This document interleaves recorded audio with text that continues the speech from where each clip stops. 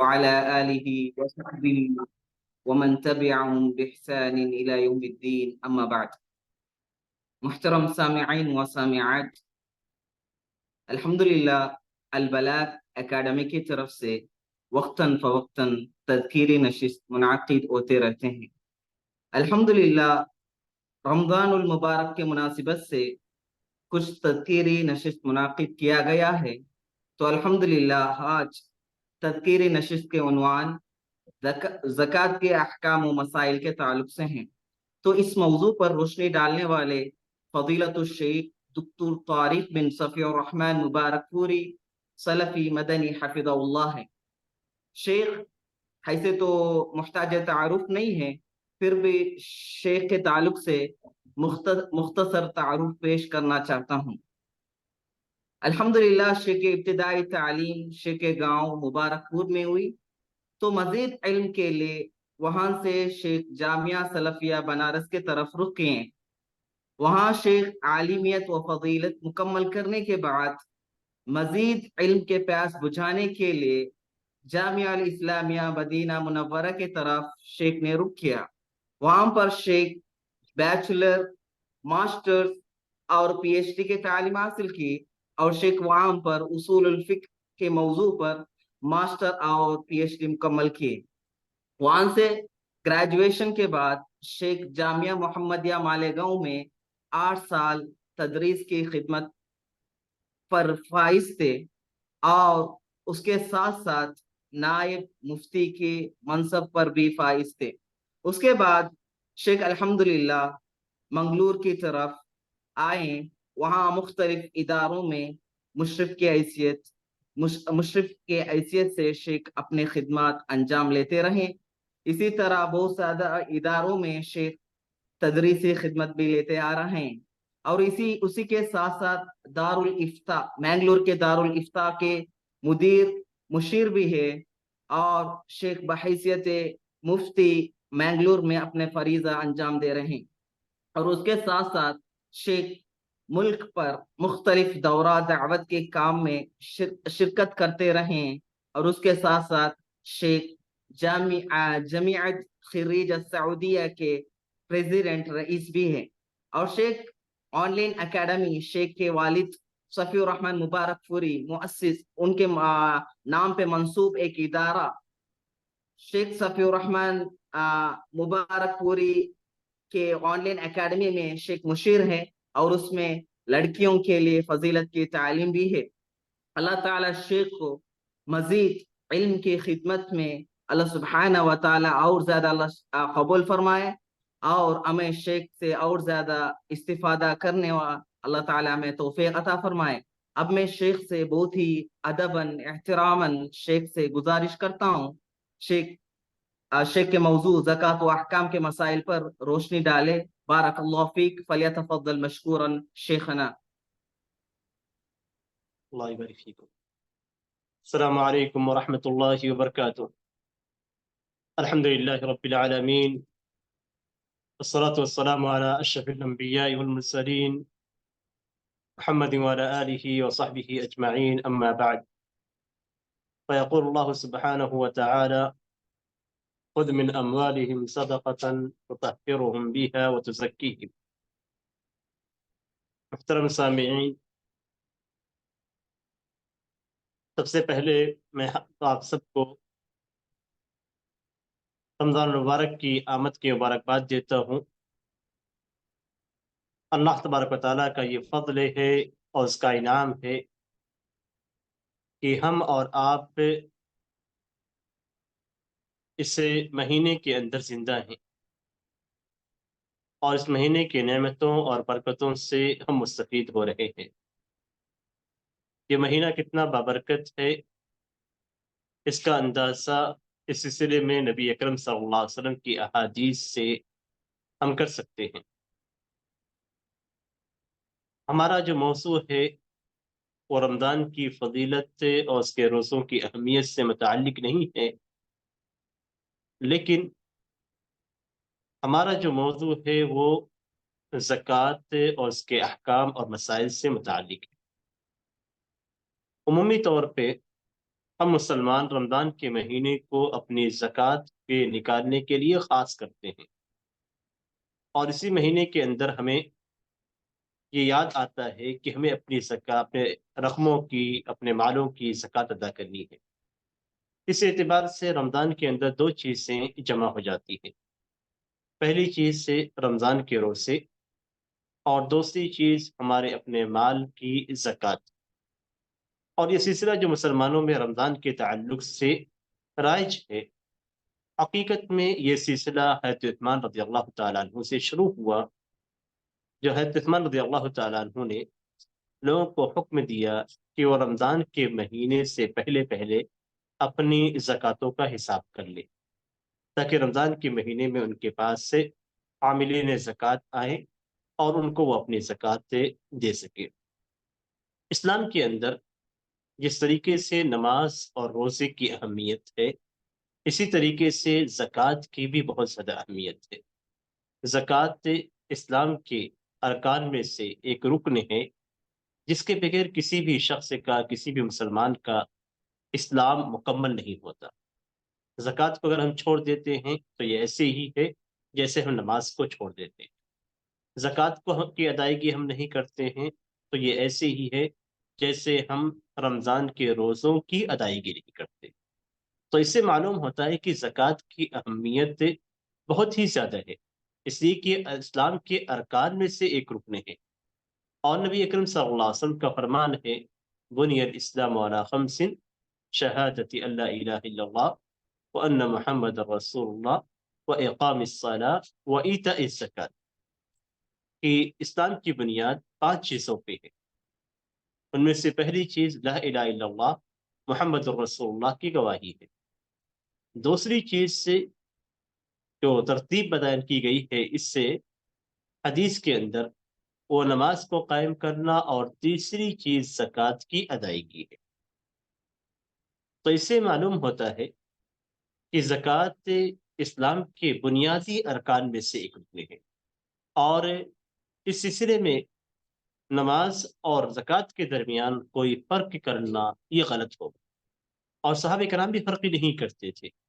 حضرت بکر رضی اللہ تعالیٰ عنہ نے ان افراد سے جنگیں کی جنہوں نے زکوٰۃ کو روک لیا تھا، اور انہوں نے کہا تھا کہ اللہ لأقاتلن من فرق بین الصلاۃ والزکوٰۃ، اللہ کی قسم میں اس شخص سے قتال کروں گا جو زکوٰۃ اور نماز کے درمیان فرق کرتا ہے، نماز پڑھتا ہے لیکن زکوٰۃ کو ادا نہیں کرتا۔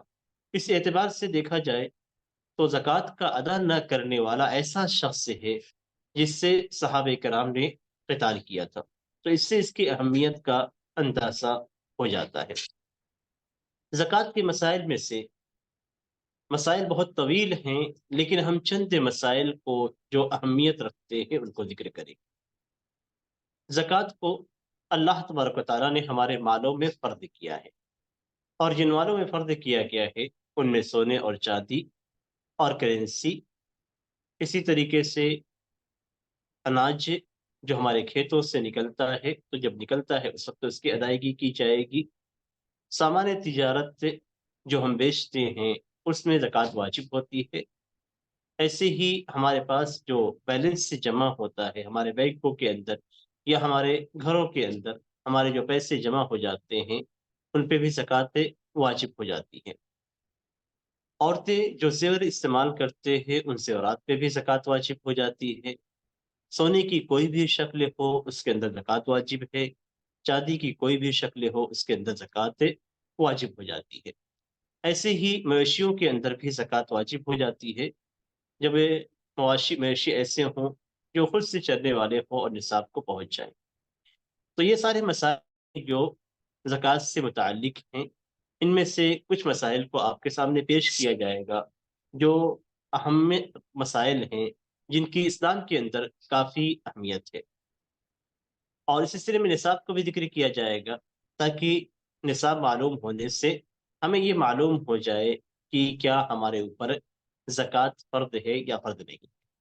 زکوٰۃ فرض ہونے کے لیے سب سے پہلے ہمارے مال کا اس نصاب کو پہنچنا ضروری ہے جو نصاب شریعت نے مقرر کیا ہے۔ کرنسی کے اندر یا سونے چاندی کے اندر یا اناج کے اندر، ان ساری چیزوں میں جو نصاب ہمارے اوپر فرض کیا گیا ہے اس نصاب تک ہمارے مال کا پہنچنا یہ ضروری ہے۔ جب ہمارا مال اس نصاب کو پہنچ جاتا ہے، یعنی شریعت نے ایک لمٹ مقرر کی ہے کہ آپ کا مال، آپ کا پیسہ، آپ کے سونا، آپ کے چاندی اس سے لمٹ تک پہنچ جائے گا، تو اس کے بعد آپ کے اوپر زکوٰۃ کی فرضیت کے لیے آپ نصاب کے مالک ہو جائیں گے۔ یعنی نصاب کا مالک ہونے کا مطلب یہ ہے کہ جو لمٹ رکھی گئی ہے اس لمٹ تک آپ پہنچ چکے ہیں۔ تو یہ پہلی چیز ہے زکوٰۃ کی فرضیت کے لیے۔ زکوٰۃ کی فرضیت کے لیے نصاب کا مالک ہونا ضروری ہے، یعنی آپ نصاب تک پہنچ جائے، یہ ضروری ہے۔ دوسری جو چیز ہے وہ یہ کہ نصاب کا یہ نصاب 1 سال تک باقی رہے، یعنی جو لمٹ مقرر کی گئی ہے پیسوں کے تعلق سے، سونے کے تعلق سے، چاندی کے تعلق سے، یہ لمٹ آپ کی 1 سال تک باقی رہے۔ درمیان میں اگر اس کے اندر کمی ہوتی ہے یا زیادتی ہوتی ہے، پھر کمی ہوتی ہے، تو اس کا کوئی اعتبار نہیں کیا جائے گا۔ یعنی آپ نصاب کے مالک ہو کے اب یہ نصاب آپ کا باقی رہا 1 سال تک، تو ایسی صورت میں آپ کے اوپر زکوٰۃ واجب ہو جائے گی۔ تو 2 شرطیں اہم ہیں، یا 2 باتیں بہت ہی اہم ہیں۔ پہلی بات یہ کہ آپ نصاب کے مالک ہوں، اور دوسری بات یہ ہے کہ یہ نصاب 1 سال تک آپ کے پاس باقی رہے۔ تو جب 1 سال کا عرصہ گزر جائے گا تو اس کے بعد آپ کو اس مال کی زکوٰۃ نکالنی ہو۔ یہ شریعت کے اندر 2 شرطیں ہیں۔ اب اس کے اندر یہ شرط نہیں ہے کہ آدمی بالغ ہو تو ایسی صورت میں زکوٰۃ نکالے، چاہے وہ پیسہ کسی بالغ فرد کا ہو یا بالغ فرد کا نہ ہو، کسی بچے کا ہو یا کسی پاگل کا ہو، عقل مند شخص کا نہ ہو، اس طرح کی کوئی شرط مال کے اندر نہیں لگائی گئی، اس لیے کہ یہ مال کی زکوٰۃ ہے، اس میں شخصیت کا اعتبار نہیں کیا جاتا ہے کہ سامنے والا جو مالک ہے وہ عقل مند ہو یا بچہ نہ ہو، بالغ ہو، اس طرح کی کوئی شرط نہیں ہے جس طریقے سے دوسرے شرعی اعمال کے اندر شرط لگائی جاتی ہے۔ جیسے مثال کے طور پہ روزے میں شرط لگائی جاتی ہے کہ روزہ رکھنے والا عاقل ہو، بالغ ہو، تبھی اس کے اوپر روزہ فرض ہوتا ہے، لیکن یہاں پہ ایسی کوئی شرط نہیں لگائی جاتی۔ مال ہے، یہ مال کسی بچے کا ہے، تبھی اس کے اندر زکوٰۃ واجب ہو جائے گی۔ یہ مال کسی یتیم کا ہے، پھر بھی زکوٰۃ واجب ہو جائے گی۔ یہ مال کسی پاگل کا ہے، تب بھی زکوٰۃ واجب ہو جائے گی۔ یہ مال کسی عقل مند کا ہے، پھر بھی زکوٰۃ واجب ہو جائے گی۔ یہ مال کسی بالغ کا ہے، تب بھی زکوٰۃ واجب ہو جائے گی۔ اس میں صرف مال کو دیکھا جائے گا، مالک کون ہے اس کو نہیں دیکھا جائے گا، صرف مال کو دیکھا جائے گا کہ جس مال میں زکوٰۃ واجب ہو رہی ہے وہ مال نصاب کو پہنچا ہوا ہے اور اس پہ 1 سال کا عرصہ گزر چکا ہے۔ تو اگر یہ صورت ہے تو ایسی صورت میں اس کے اوپر زکوٰۃ واجب ہو جائے گی۔ لیکن اگر یہ صورت نہیں ہے، ان دونوں میں سے کوئی ایک صورت نہیں پائی جاتی ہے، جیسے نصاب کا مالک ہوا لیکن سال گزرنے سے پہلے پیسے خرچ ہو گئے، تو ایسی صورت میں اس کے اوپر زکوٰۃ نہیں۔ جیسے مثال کے طور پہ آج آپ کے پاس 1 لاکھ روپے جمع ہو گئے، کہیں سے آپ ملے، مثال کے طور پہ وراثت سے آپ کو پیسے ملے، آپ کے کسی قریبی کا انتقال ہوا اور آپ کو وہاں سے آج 1 لاکھ روپے آپ کو ملے، اس میں زکوٰۃ فرض ہو جاتی ہے، آپ نصاب کے مالک ہو گئے، لیکن آپ نے 1 سال گزرنے سے پہلے اس 1 لاکھ روپے کو صرف کر دیا، ختم کر دیا۔ آپ کو مثال کے طور پہ 20 لاکھ روپے ملے، آپ کو پیسے ملے، 1 سال کا عرصہ نہیں گزرا اس سے پہلے آپ نے اس کے ذریعے سے فلیٹ یا کوئی لینڈ خرید لی، تو اب آپ نے اس کو چینج کر دیا، اس کی صورت تبدیل ہو گئی، اور وہ جو فلیٹ خریدا گیا وہ رہنے کے لیے خریدا گیا، اپنے استعمال کے لیے خریدا گیا، یا آپ نے اس سے کوئی کار اور کوئی دوسری چیزیں خرید لی، اس طریقے سے وہ پیسہ ختم ہو گیا 1 سال ہونے سے پہلے تو اس میں زکوٰۃ واجب نہیں، اس لیے کہ نصاب کو پہنچنے کے بعد 1 سال کا وقفہ ہونا چاہیے۔ 1 سال کے بعد جب 1 سال کمپلیٹ ہو جاتا ہے تو اس کے بعد آپ پہ زکوٰۃ واجب ہو جائے گی۔ یہ اصل صورت ہے جسے سمجھنے کی ضرورت ہے، نصاب کو پہنچنا، پھر 1 سال کی مدت ہو جانا اس مال پہ، اس کے بعد آپ اس کی زکوٰۃ واجب، آپ اس کی زکوٰۃ ادا کریں۔ جیسے مثال کے طور پہ آپ کو ایک رمضان کو 20 لاکھ روپے ملے، اور یہ 20 لاکھ روپے آپ نے خرچ بھی کیے، اس میں سے کچھ خریدا بھی، اگلے رمضان آنے تک آپ کو اگلے رمضان میں 1 لاکھ روپے آپ کے پاس ابھی بھی موجود، تو ایسی صورت میں آپ 1 لاکھ روپے کی زکوٰۃ ادا کریں گے۔ جو خرچ ہو چکا ہے اس کی زکوٰۃ ادا نہیں کی جائے گی، جو باقی بچا ہوا ہے اس باقی بچے مال کی زکوٰۃ آپ کو ادا کرنی ہے۔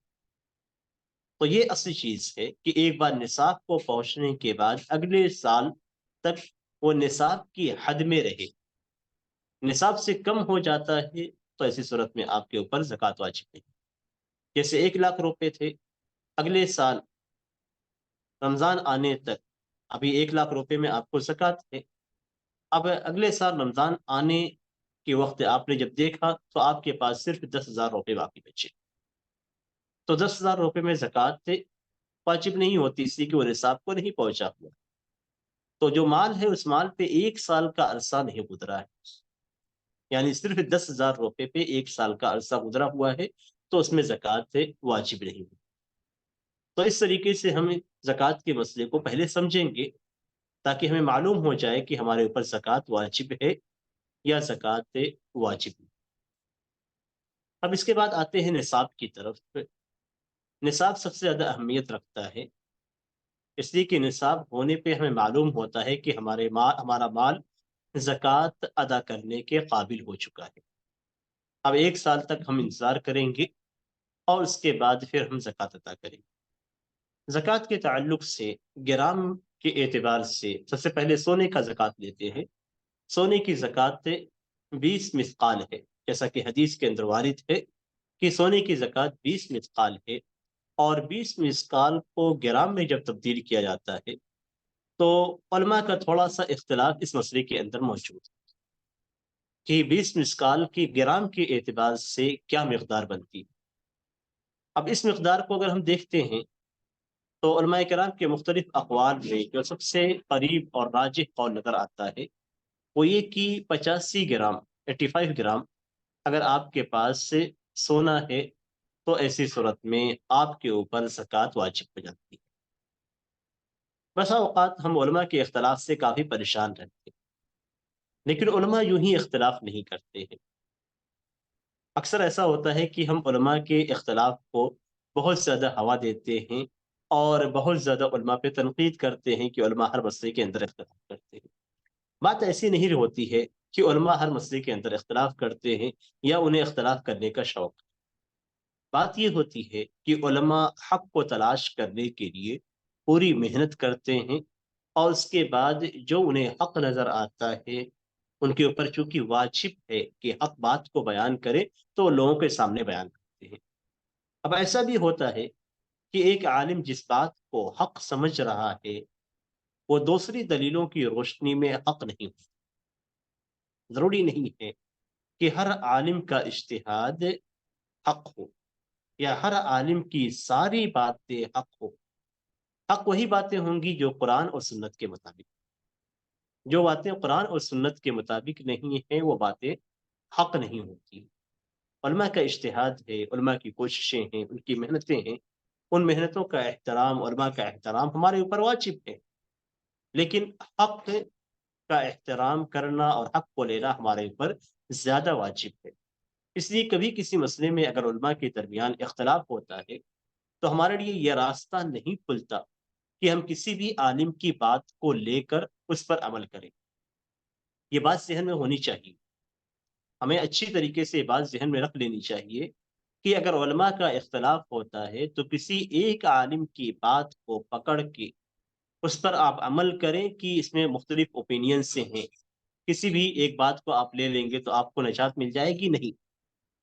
آپ کو ان باتوں میں سے حق بات کو تلاش کرنا ہے کہ جس کس کی بات کتاب و سنت کے زیادہ قریب ہے، یہ فیصلہ آپ کو ایک دوسرا عالم جس کے سامنے کئی باتوں کو آپ پیش کریں گی وہ بتا سکے گا کہ آپ پہ ان علماء میں سے کون سی بات ہے جسے آپ لیں یا کون سی بات حق کے زیادہ قریب ہے۔ اس لیے یہ کہنا کہ مختلف اوپینین سے ہیں، کسی بھی ایک اوپینین پہ عمل کر لیا جائے کافی ہے، یہ نجات کا ذریعہ نہیں۔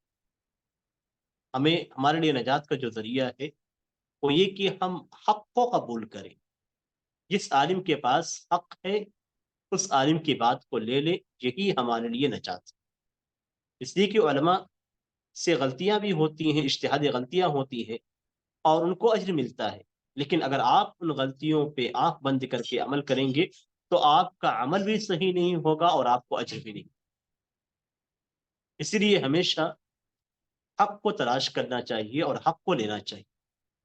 اختلاف کیسے ہوتا ہے اس کو بھی تھوڑا سا میں بتا دیتا ہوں۔ اختلاف اس طریقے سے ہوتا ہے جیسے یہاں جو مسئلہ ہے 20 مثقال حدیث کے اندر موجود۔ اب 20 مثقال کی مقدار کیا ہوتی ہے؟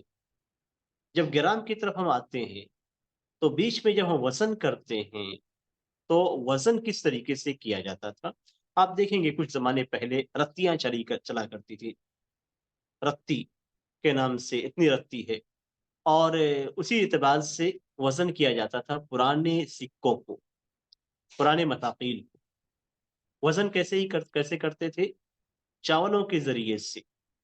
تو چاول یا گیہوں کی مقدار کبھی کبھی بڑی ہوتی ہے، کبھی چھوٹی ہوتی ہے، متوسط میں بھی کوئی ایسا ہوتا ہے جو وزن میں زیادہ ہوتا ہے، کوئی وزن میں کم ہوتا ہے۔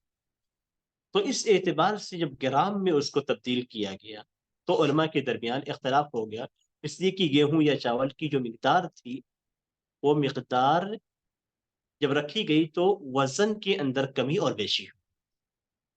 اب آپ کو سمجھ میں آ گیا ہوگا کہ کس طریقے سے علماء اختلاف کرتے ہیں۔ علماء کے اختلاف کی یہی وجہ ہوتی ہے۔ مثال کے طور پہ ایک رتی کو لیا گیا، اس کو گیہوں سے وزن کیا گیا۔ اب گیہوں کا جو وزن ہوا اس کو ہم نے لے کر گرام سے وزن کیا۔ آپ نے وزن کیا تو آپ کے ہاں گیہوں میرے گیہوں سے مختلف تھا، تو میرا جو وزن آیا وہ آپ کے وزن سے مختلف ہوا۔ اس طریقے سے علماء کے درمیان اختلاف واقع ہو گیا۔ اب اس میں جو سب سے راجح قول نظر آتا ہے وہ یہ کہ اگر کسی کے پاس 85 گرام سونا ہے تو ایسی صورت میں اس کے اندر زکوٰۃ واجب ہو جاتی ہے۔ 85 گرام سونا، سونے کی کوئی بھی شکل ہو، چاہے وہ سونا آپ کے پاس بسکٹ کی شکل میں ہو، چاہے وہ سونا آپ کے پاس سے کسی دوسری شکل میں ہو، کسی بھی شکل میں اگر آپ کے پاس خالص سونا ہے جو 85 گرام کو پہنچ جاتا ہے تو ایسی صورت میں اس میں آپ کے اوپر زکوٰۃ واجب ہو جاتی ہے، یہ نصاب کی مقدار کو پہنچ چکا ہے۔ اگر یہ مقدار 1 سال تک آپ کے پاس رہتی ہے یا اس میں اضافہ ہو جاتا ہے تو ایسی صورت میں آپ کے اوپر زکوٰۃ واجب رکھتی ہے۔ اب چاندی کے نصاب کا بھی یہی معاملہ ہے۔ چاندی کے تعلق سے نبی اکرم صلی اللہ علیہ وسلم کا جو فرمان ہے وہ یہ کہ چاندی اگر 200 درہم کے برابر ہے تو اس کے اندر زکوٰۃ واجب ہے، کیونکہ پچھلے زمانے کے اندر دینار اور درہم یہ کرنسی کی شکل میں رائج تھا اور مثقال یہ وزن کی شکل ہوتی تھی، اور جو دراہم ہوتے تھے اور دنانیر ہوتے تھے انہی کے ذریعے سے لوگ وزن کو جانتے تھے۔ تو 20 سے دینار کا جو وزن ہوتا تھا وہ 20 سے مثقال کا وزن ہوتا تھا، اور چاندی کے اندر جو نبی اکرم صلی اللہ علیہ وسلم نے نصاب بتلایا ہے وہ 200 درہم ہے۔ 200 درہم کو جو ہم گرام میں تبدیل کرتے ہیں تو بہت سارا اختلاف ہمیں علماء کے درمیان نظر آتا ہے، اور اس کی وجہ یہی ہے جو ہم نے ابھی ذکر کی ہے کہ ہم درہم کو لے کر گیہوں سے وزن کرتے ہیں اور اس طریقے سے ایک وزن ہم اس کا مقرر کرتے ہیں، پھر اس کے بعد اس کو ہم گرام سے جب کرتے ہیں تو ایسی صورت میں اختلاف ہو جاتا ہے۔ تو آپ دیکھیں گے علماء نے اس سلسلے میں کئی کتابیں بھی لکھی ہیں جو نصاب سے متعلق ہیں، جو اوزان سے متعلق ہے، اوزان شرعیہ سے متعلق، ان کتابوں کا مراجعہ کرنے سے بہت ساری چیزیں معلوم ہوتی ہیں۔ تو یہاں بھی اختلاف علماء کے درمیان ہے، علماء کے درمیان اختلاف ہے کہ کتنی مقدار چاندی پہ زکوٰۃ واجب ہوتی ہے۔ اس سلسلے میں جو راجح قول نظر آتا ہے وہ یہ کہ 595 گرام چاندی میں زکوٰۃ واجب ہوتا ہے۔ اور بھی اقوال اس سلسلے میں ہیں، میں اس لیے آپ کو بتلا رہا ہوں تاکہ دوسرے علماء ہو سکتا ہے آپ کو دوسری مقدار بتلائیں. تو آپ ایسا نہ سوچیں کہ ایک عالم نے غلط بتلایا دوسرے عالم نے صحیح بتلایا. نہیں، اس میں جو راجح قول مجھے نظر آتا ہے اور جس پہ علماء سعودیہ شیخ ابن باز اور شیخ ابن تیمیہ رحمہ اللہ اور دوسرے علماء کرام کا، علماء سعودیہ کا اتفاق ہے شادی کے تعلق سے، وہ 595 گرام چاندی ہے. تو اگر کسی کے پاس 595 گرام چاندی یعنی 600 گرام چاندی سے تھوڑا کم اگر کسی کے پاس ہے اور اس پہ 1 سال کا عرصہ گزر چکا ہے، تو ایسی صورت میں اس پہ زکوٰۃ واجب ہو جاتی ہے. یہ چاندی کا نصاب. اب کرنسی کا نصاب، جو ہمارے پاس کرنسیاں ہیں، اس کا نصاب کس طریقے سے ہم معلوم کریں گے. کرنسی کا نصاب کے تعلق سے اختلاف ہے علماء کے درمیان کہ اس کو سونے کا کے اعتبار سے ہم لیں گے یا چاندی کے اعتبار سے لیں گے. یعنی کرنسی میں کس چیز کا اعتبار کیا جائے گا، سونے کا یا چاندی کا. سونے کا نصاب آپ کو بتلایا گیا 85 گرام، چاندی کا نصاب آپ کو بتلایا گیا 595 گرام. اب کرنسی کا اعتبار ہم سونے سے کریں گے یا چاندی سے، اس بارے میں علماء کرام کا اختلاف ہے. اور جو چیز سے راجح نظر آتی ہے علماء کے اختلاف کے درمیان میں، وہ یہ کہ کرنسی کے نصاب میں چاندی کے نصاب کا اعتبار کیا جائے. اس لیے کہ ہمیشہ سے کرنسی میں چاندی کا اعتبار کیا گیا. اور آپ دیکھیں گے بھی کہ کچھ عرصہ پہلے ہمارے پاس جو نوٹ آتے تھے، کرنسی نوٹ جو ہوتے تھے، جو روپے کی شکل میں، کاغذی روپے کی شکل میں ہوتے تھے، ان میں بیچ میں آپ کو چاندی کی ایک پٹی نظر آتی تھی. یہ چیز موجود تھی ابھی کچھ زمانے پہلے تک.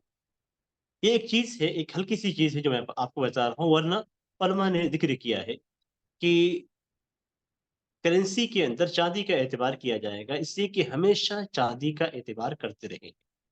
تو اس اعتبار سے دیکھا جائے تو ہمارے پاس اگر اتنے پیسے جمع ہو جاتے ہیں، اتنے پیسے جمع ہو جاتے ہیں، جن پیسوں کی جن کے نصاب کو اگر دیکھا جائے چاندی سے، تو 595 گرام چاندی کا ریٹ آج کے وقت میں ہم دیکھیں گے، جس دن ہمیں زکوٰۃ نکالنی ہوگی اس دن کا ہم ریٹ دیکھیں گے. آج ہمیں مثال کے طور پہ زکوٰۃ نکالنی ہے، تو آج ہم دیکھیں گے کہ آج 595 گرام چاندی کا کیا ریٹ ہے، اس کی مالیت کتنی ہوتی ہے. اس مالیت کو اگر ہم دیکھیں گے، ایک مثال ہم لے لیتے ہیں، یعنی ایک تقریبی مثال، یہ ضروری نہیں ہے کہ آج کا ریٹ اتنا ہی ہو. جیسے مثال کے طور پہ 40,000 روپے 595 گرام چاندی کی قیمت بنتی ہے. تو اگر ہمارے پاس 40,000 روپے ہیں تو ہمارا مال نصاب کو پہنچ چکا ہے. اب اگر اس 40,000 روپے پہ 1 سال کا عرصہ گزر جاتا ہے، تو ایسی صورت میں ہم 1 سال کے بعد 40,000 روپے یا اس سے زیادہ ہو گئے تو 40,000 روپے یا اس سے زیادہ رقم کی زکوٰۃ ہم ادا کریں گے. یعنی چاندی کے نصاب سے ہم دیکھیں. اب آپ کہیں گے اور سوچتے بھی ہوں گے کہ 40,000 روپے کی رقم کتنی معمولی رقم ہے، اور اس میں ہمارے اوپر زکوٰۃ واجب ہو جاتی ہے.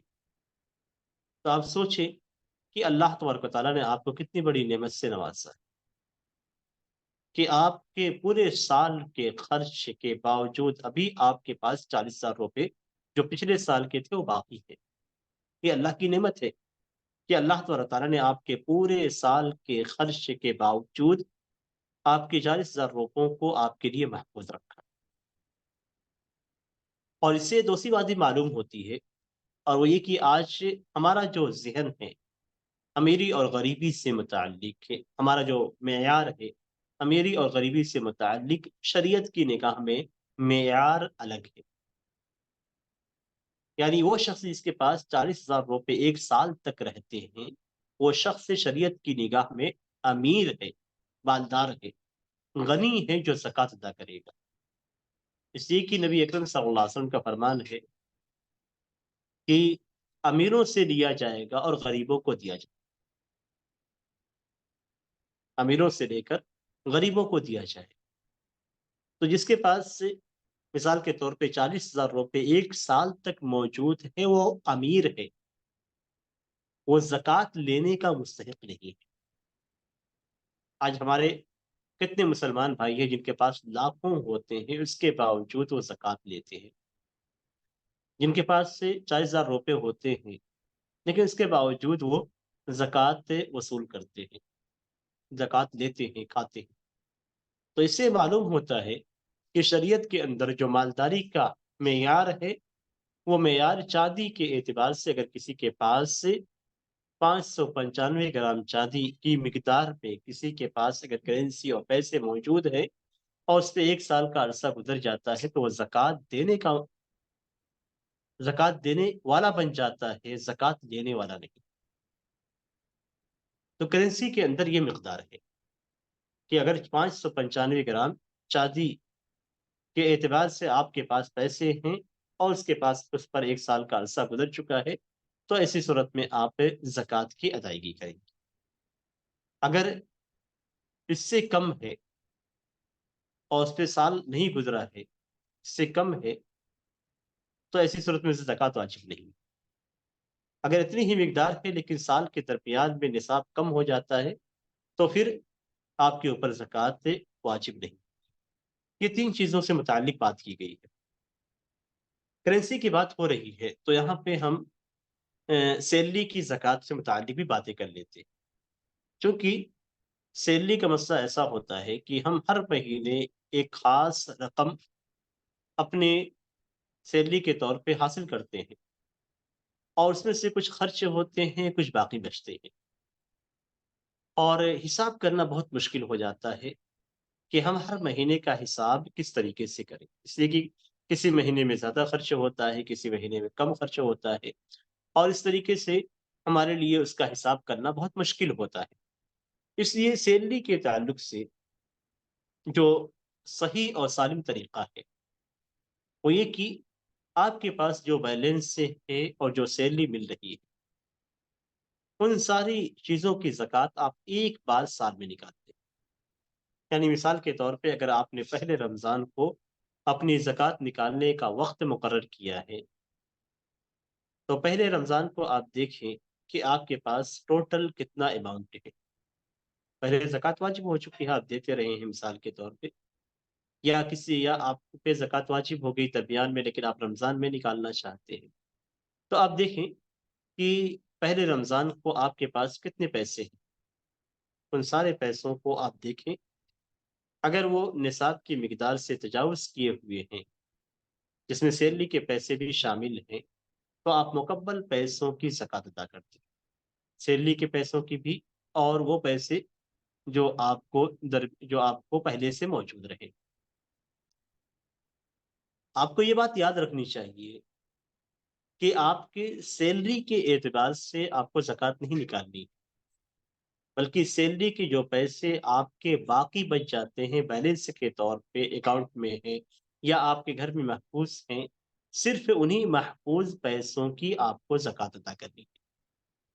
ایسا نہیں کہ آپ کی ہر مہینے سیلری مثال کے طور پہ 50,000 ہے تو آپ 50,000 کے اعتبار سے پورے سال کا آپ پہ ٹوٹل اماؤنٹ جوڑیں پھر اس کی زکوٰۃ نکالیں، نہیں۔ 50,000 میں سے اگر آپ کا 30,000 خرچ ہوا ہے تو آپ کے پاس اب 20,000 باقی ہے، یہ آپ کا بیلنس ہے۔ تو اگر یہ بیلنس سے ایک بار نصاب کو پہنچ گیا ہے، پھر 1 سال کی مدت گزر گئی ہے، تو ایسی صورت میں آپ کا جو مجموعی پورا پیسے ہیں ان پورے پیسوں کی آپ زکوٰۃ نکالیں۔ اس میں ایک دوسرا طریقہ بھی بتایا گیا ہے اور وہ طریقہ یہ کہ آپ ہر مہینے کا حساب رکھ کے اس کے بعد اگلے سال ہر مہینے آپ زکوٰۃ نکالتے رہے، لیکن یہ بہت مشقت والا معاملہ ہے جو بعض علماء کرام نے ذکر کیا ہے۔ اس سے آسان یہ ہے کہ آپ دیکھیں کہ آپ کا مال، آپ کا پیسہ کس دن نصاب کو پہنچا، یعنی جیسے مثال کے طور پہ آپ کے پاس کچھ پیسے نہیں تھے، آپ کو سیلری ملی 20,000 روپے، 20,000 روپے آپ نے جمع کیا، 30,000 روپے آپ نے خرچ کیا، 50,000 آپ کی سیلری تھی، پھر اگلے مہینے آپ نے 30,000 روپے خرچ کیے، 20,000 روپے آپ کو جمع ہوئے، اب آپ کے 40,000 روپے جمع ہو چکے ہیں۔ اور چاندی کی مقدار آپ دیکھ لیجئے، چاندی کا جو نصاب ہے اس نصاب میں کتنی قیمت بنتی ہے۔ تو اگر مثال کے طور پہ 595 گرام کی قیمت 40,000 روپے ملتی ہے تو آج آپ نصاب کے مالک ہو گئے. اب آج سے لے کر آگے آپ کو ایک سال گزرنے پہ آپ کو زکوٰۃ دینی ہوگی. تو اب آپ کیا کریں گے؟ تیسرے مہینے کی بھی آپ کو جمع ہو گئی، چوتھے مہینے کی جمع ہوئی ہے، اس طریقے سے آپ کے 12 مہینے کی سیلری سے کچھ پیسے جمع ہو.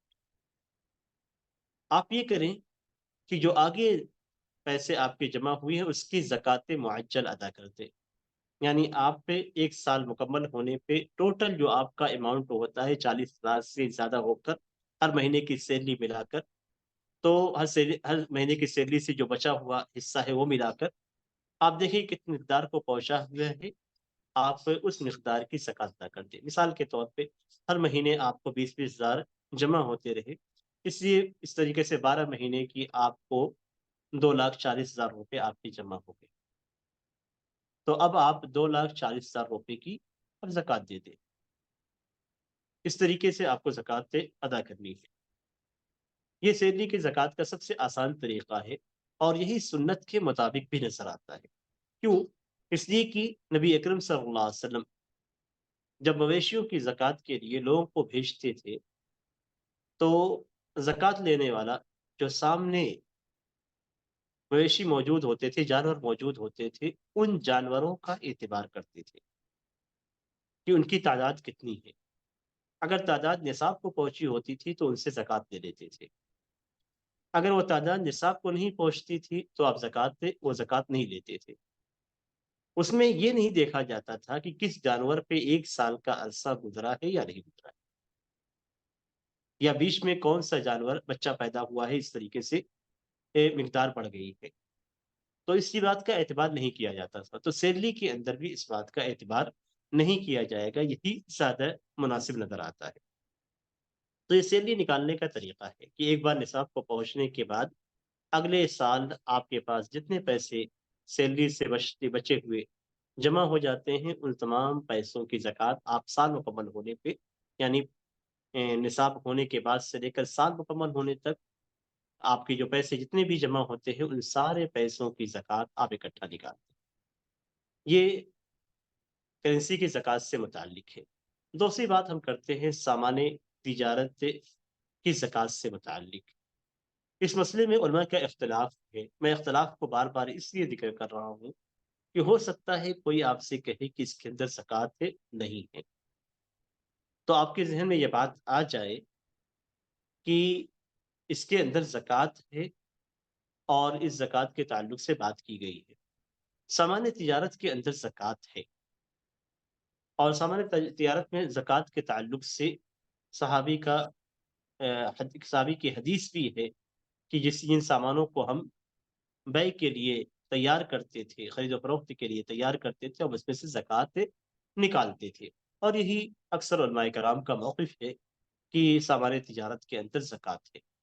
سامان تجارت سے مراد کیا ہے؟ سامان تجارت سے مراد یہ ہے کہ وہ چیزیں جسے ہم بیچتے ہیں، وہ سامان جسے آپ بیچتے ہیں، سیل کے لیے رکھے ہوئے، اس سامان پر آپ کو زکوٰۃ ہوگی. جیسے مثال کے طور پہ آپ کی شاپ ہے، شاپ کے اندر کپڑے ہیں، جو کپڑے آپ بیچتے ہیں تو کپڑوں پہ زکوٰۃ رہے گی. اس دکان کے اندر باقی جو مٹیریل ہے، باقی جو سامان ہیں، ان سامانوں پہ زکوٰۃ نہیں، جس کو آپ نہیں بیچتے. جیسے مثال کے طور پہ اس میں آپ نے الماری رکھی، ریک بنوائے، ایسے ہی آپ نے اے سی لگوائی، ضرورت کی بہت ساری چیزیں آپ نے وہاں پہ رکھی، تو ان ساری چیزوں کی مالیت پہ آپ کو زکوٰۃ نہیں ادا کرنی. جیسے کپڑوں کو ایک جگہ سے دوسری جگہ منتقل کرنے کے لیے، بڑا بزنس ہونے کے ناطے آپ کے کپڑے ایک جگہ سے دوسری جگہ جاتے ہیں یا آپ کسی کے یہاں پہنچاتے ہیں، اس کے لیے آپ نے گاڑیاں رکھی ہیں، تو ان گاڑیوں پہ زکوٰۃ. صرف ان چیزوں پہ زکوٰۃ ہے جس کو آپ بیچتے ہیں، صرف انہی چیزوں پہ زکوٰۃ. اور ان چیزوں پہ بھی زکوٰۃ ہے جیسے ایک سال کا عرصہ گزرنے کے بعد زکوٰۃ آپ پہ واجب ہوتی ہے، ایسے ہی سامان تجارت پہ بھی ایک سال کا عرصہ گزر جائے گا تو اس پہ زکوٰۃ واجب ہو جائے گی. اس کی زکوٰۃ کا طریقہ کیا ہے کہ آپ کی دکان کے اندر، آپ کی شاپ کے اندر جتنے بھی سامان تجارت ہے ان کا آپ حساب کریں. कैसे हिसाब करना है, यानी आपका जो बेचने का रेट है उस रेट को आप लें और उसी एतबार से हर सामान का आप हिसाब करें। यानी मिसाल के तौर पे आप कोई सामान अगर 200 रुपये पे बेचते हैं, तो वो सामान अगर 10 की मिकदार में है, तो इस तरीके से आप उसे उसके रकम को काउंट करें। तो जितने सामान हैं सबका हिसाब करें। ये इस्लाम के अंदर हिसाब का और अपने सामान को जांचने का बेहतरीन तरीका बयान किया गया है। ये बिजनेस का वो तरीका है जो दूसरी जगहों पे नहीं मिलेगा आपको। कि आपको मालूम रहेगा कि हर साल आपको ये मालूम होगा कि आपकी दुकान में कितनी मालियत का सामान है और आपके पास से कौन से सामान अच्छे हैं, कौन से खराब है, कौन से सामान ऐसा है जो अभी तक बिका नहीं।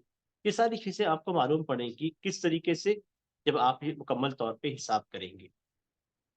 तो ये हिसाब आपको करना है। तो आपकी दुकान के अंदर जितने भी सामान हैं, उन सारे सामान जो सामान तिजारत हैं, बेचने के सामान हैं, उन सारे सामान का आप हिसाब करेंगे और उसके बाद जो अमाउंट निकलेगा उस अमाउंट की आप ज़कात अदा करेंगे। उसके ज़कात अदा करने की दोनों सूरतें हैं। पहली सूरत तो ये है कि जो सामान तिजारत है, वही सामान तिजारत आप किसी गरीब को दे दें। जैसे कपड़े हैं जो इस्तेमाल कर सकते हैं, बहुत सारे सामान गरीब नहीं इस्तेमाल कर सकते हैं, वो सामान आप नहीं दे सकते हैं उनको। लेकिन जो सामान काबिल इस्तेमाल है जैसे कपड़े हैं, तो आप कपड़े ज़कात के तौर पे, उतनी मालियत के कपड़े आप ज़कात के तौर पे गरीबों को दे सकते हैं। ऐसे ही उसके बदले में आप पैसे भी दे सकते हैं कि जितनी मालियत होती है और उसमें जो ज़कात की मिक़दार बनती है, वो ज़कात की मिक़दार आप पैसों की शक्ल में गरीबों में तक़सीम कर दें। इसके अंदर एक मसला और पैदा होता है और वो ये कि बहुत सारे सामान ऐसे होते हैं जिनको हम एक रेट में नहीं बेचते। किसी को हमने किसी रेट पे बेचा, फिर दूसरा शख्स आया तो हमने उसको दूसरे रेट में बेचा। ऐसा होता है। तो इसमें मुतवस्सित रेट को लिया जाए। जैसे मिसाल के तौर पे हम आम तौर पे एक सामान को 200 रुपए में बेचते हैं, लेकिन कभी-कभी उसे 290 में बेच देते हैं, लेकिन 290 से हम कम नहीं करते। लेकिन अक्सर हम जो बेचते हैं आम तौर पे, कोई आता है तो हम 5 रुपए कम करके 195 में उसे दे देते हैं। तो हमारा मुतवस्सित रेट ये 195 हुआ उस सामान के ताल्लुक से। यानी किसी को हम 200 में देते हैं, किसी को हम 190 में भी दे देते हैं, लेकिन आम तौर पे जो हम रेट करते हैं किसी से तो 195 का रेट करते हैं। यानी 195 से कम बहुत कम किसी को देते हैं मजबूरी की कैफियत में। तो हमारा मुतवस्सित जो रेट हो जाएगा वो 195 हो जाएगा। तो इस तरीके से हर सामान का जो मुतवस्सित रेट है, उस रेट को हम काउंट करेंगे अगर हमारा सामान ऐसा है जो फिक्स प्राइस का नहीं है, जिसमें कीमत मुकर्रर नहीं की गई है। एक कीमत है लेकिन उससे ज़्यादा और कम का हम उसे बेचते हैं, तो इस सूरत में हम एक दरमियानी, यानी जो भी हम जिससे रेट में हम आम तौर पे बेचते हैं, उस रेट में उस सामान का रेट लगाया जाएगा और इस तरीके से सारे सामान की जो का रेट निकालने के बाद जो टोटल अमाउंट होगा उसमें जो ज़कात वाजिब होगी, उस ज़कात की मिकदार पे हम ज़कात अदा करेंगे। इस सामान्य तिजारत के बाद हम आते हैं एक अहम मसले की तरफ और ये अहम मसला बहुत ही ज़्यादा अहम है। अहम क्यों है? इसलिए कि इसमें उलमा का इख्तिलाफ है और इख्तिलाफ में लोग आसानियों की तरफ तेज़ी से भागते हैं। यहाँ पे एक अहम बात मैं ज़िक्र करूँगा और वो ये कि हर जगह हमें सहूलत तलाश नहीं करनी चाहिए। उलमा के मुख्तलिफ ओपिनियंस होते हैं और मुख्तलिफ चीज़ों का एतबार करते हुए उसे कहा जाता है, लेकिन वहाँ पे आसानी तलाश करने की ज़रूरत नहीं। ज़कात से हटकर मैं एक मिसाल देता हूँ और उस मिसाल से हम समझ सकते हैं कि हम कैसे उलमा के फतावे का गलत इस्तेमाल करते हैं। हिजाब का मसला है। हिजाब के मसले के अंदर उलमा की 2 ओपिनियन। पहले कौल के मुताबिक आपको सर से लेकर पाँव तक हिजाब करना है और चेहरा भी ढाँपना है, हाथों को भी ढाँपना है। दूसरे कौल के मुताबिक आप चेहरा और हाथ को खोल सकते हैं। ये बात उलमा की ओपिनियन है जो कि मरजूह कौल है, यह और सही कौल नहीं है। लेकिन چونکہ اس میں بہت سارے لوگوں کو اپنے مقصد کے لیے آسانیاں نظر آتی ہیں، اپنے ماحول کے لیے آسانیاں نظر آتی ہیں، اس لیے صحیح قول کو جانتے ہوئے بھی اس قول کو اختیار کرتے ہیں، صرف اپنے دل کی تشفی کے لیے۔ ایسا نہیں کہ ان کو معلوم ہے کہ یہ قول راجح ہے، دلیلیں اس میں قوی ہے، نہیں، وہ چیز نہیں ہوتی ہے، بلکہ صرف اس لیے کہ ہمارے ماحول میں رہنے کے لیے چہرے کا پردہ بڑا مشکل ہوتا ہے، اس لیے ہم چہرے کے پردے کے قائل نہیں ہیں۔ اس طریقے سے باتیں کی جاتی ہے۔ نتیجہ کیا ہوتا ہے؟ نتیجہ یہ ہوتا ہے کہ جو عورتیں چہرے کا پردہ نہیں کرتی ہیں، وہ عورتیں جب مارکیٹ میں نکلتی ہیں تو فل میک اپ کے ساتھ، جبکہ کسی عالم نے یہ نہیں کہا ہے کہ آپ باہر نکلیں تو خوبصورت بن کر نکلیں، یہ کسی عالم نے نہیں کہا، اس کو حرام قرار دیا ہے سارے علماء کرام نے۔ یعنی زینت اختیار کرنے کے نکلنے سے سارے علماء نے منع کیا، ولا تبرجن تبرج الجاہلیت الاولی، جاہلیت قدیم جاہلیت کے بناؤ سنگار کرنے سے منع کیا گیا ہے، تو آج تو اس سے کہیں زیادہ ہے، اور یہ وہ عورتیں کرتی ہیں جو چہرے کو کھلا رکھتی ہیں، اس لیے کہ عام چہرے کو کھلا رکھ کے وہ باہر نکلیں گی تو خوبصورت نظر نہیں آئیں گی لوگوں کو، اس لیے وہ کیا کرتی ہیں کہ چہروں پہ میک اپ اور سرخیاں لگا کر نکل جاتی ہیں۔ تو غلط جو صحیح قول نہیں ہے، اس قول کو اختیار کرنے میں اس طرح کے مقاصد موجود ہوتے ہیں، یعنی ہم اپنی دلی خواہش کی تکمیل کے لیے دوسری اوپینین کو لیتے ہیں، حق کے لیے نہیں، اپنے دل کی خواہش کی تکمیل کے لیے، اپنے ماحول جس ماحول رہتے ہیں اس ماحول میں اپنے آپ کو سیٹ کرنے کے لیے اس طرح کے اقوال کو لیتے ہیں۔ یہاں بھی جو بات کہی جا رہی ہے، جو مسئلہ آپ کے سامنے پیش کیا جا رہا ہے، وہاں بھی ہم جس قول کو اختیار کر رہے ہیں وہ اس بنیاد پہ دوسری اوپینین کو جو بہت سارے لوگ اختیار کرتے ہیں، وہ اس بنیاد پہ کہ اپنے پیسوں کو بچائیں، اس لیے نہیں کہ وہ حق کو جانے، بلکہ اس اوپینین کو لینے پہ ہمارا پیسہ بچ جاتا ہے، اس سے ہم زکوٰۃ نہیں دیں گے۔ آپ سمجھ گئے ہوں گے کہ میں کس مسئلے کی طرف اشارہ کر رہا ہوں۔ عورتوں کے زیورات سے متعلق بات ہو رہی ہے، عورتوں کے زیورات سے متعلق، عورتوں کے زیورات سے متعلق جب ہم بات کرتے ہیں تو عورتوں کے وہ زیورات جو بیچنے کے لیے رکھے جاتے ہیں ان میں زکوٰۃ ہے، عورتوں کے وہ زیورات جو بیلنس کے طور پہ بنا کے رکھ لیے جاتے ہیں ان میں بھی زکوٰۃ ہے۔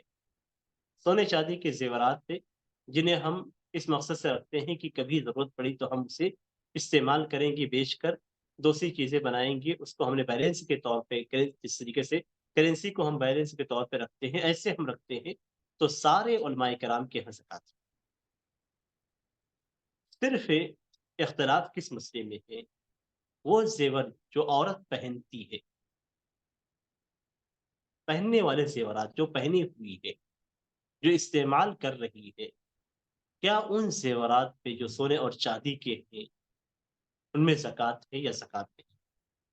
اس سلسلے میں علماء کرام کا اختلاف موجود ہے، اور یہ اختلاف صحابہ کرام کے زمانے سے لے کر آج تک ہے، لیکن ہر اختلاف کے اندر راجح قول ہوتا ہے۔ اختلاف کی وجہ کیا ہے؟ اختلاف کی وجہ یہ ہے کہ جو احادیث وارد ہوئی ہے ان احادیث کو جو لوگ قائل نہیں ہیں، جو زیورات میں زکوٰۃ کے قائل نہیں ہیں، وہ کہتے ہیں کہ یہ احادیث ضعیف ہے، اور دوسرے علماء کرام نے ان احادیث کو حسن یا صحیح قرار دیا ہے۔ اس وجہ سے اختلاف پیدا ہوا۔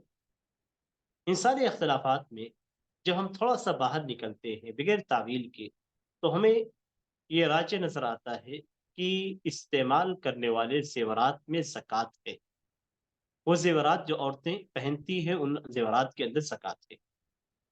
اور یہ فتویٰ سعودی عرب کے علماء کا بھی ہے، علماء میں سے شیخ ابن باز رحمہ اللہ، شیخ ابن عثیمین رحمہ اللہ، اور فتاویٰ اللجنہ الدائمہ، جہاں سے سعودی عرب کے فتاوے نشر ہوتے ہیں۔ سعودی عرب میں جو مرکز ہے فتوے کا، اس فتویٰ کمیٹی کا بھی یہی فیصلہ ہے کہ زیورات کے اندر زکوٰۃ واجب ہوتے ہیں، وہ زیورات جنہیں ہم پہنتے ہیں، جنہیں عورتیں استعمال کرتی ہیں، ان زیورات میں زکوٰۃ ہے۔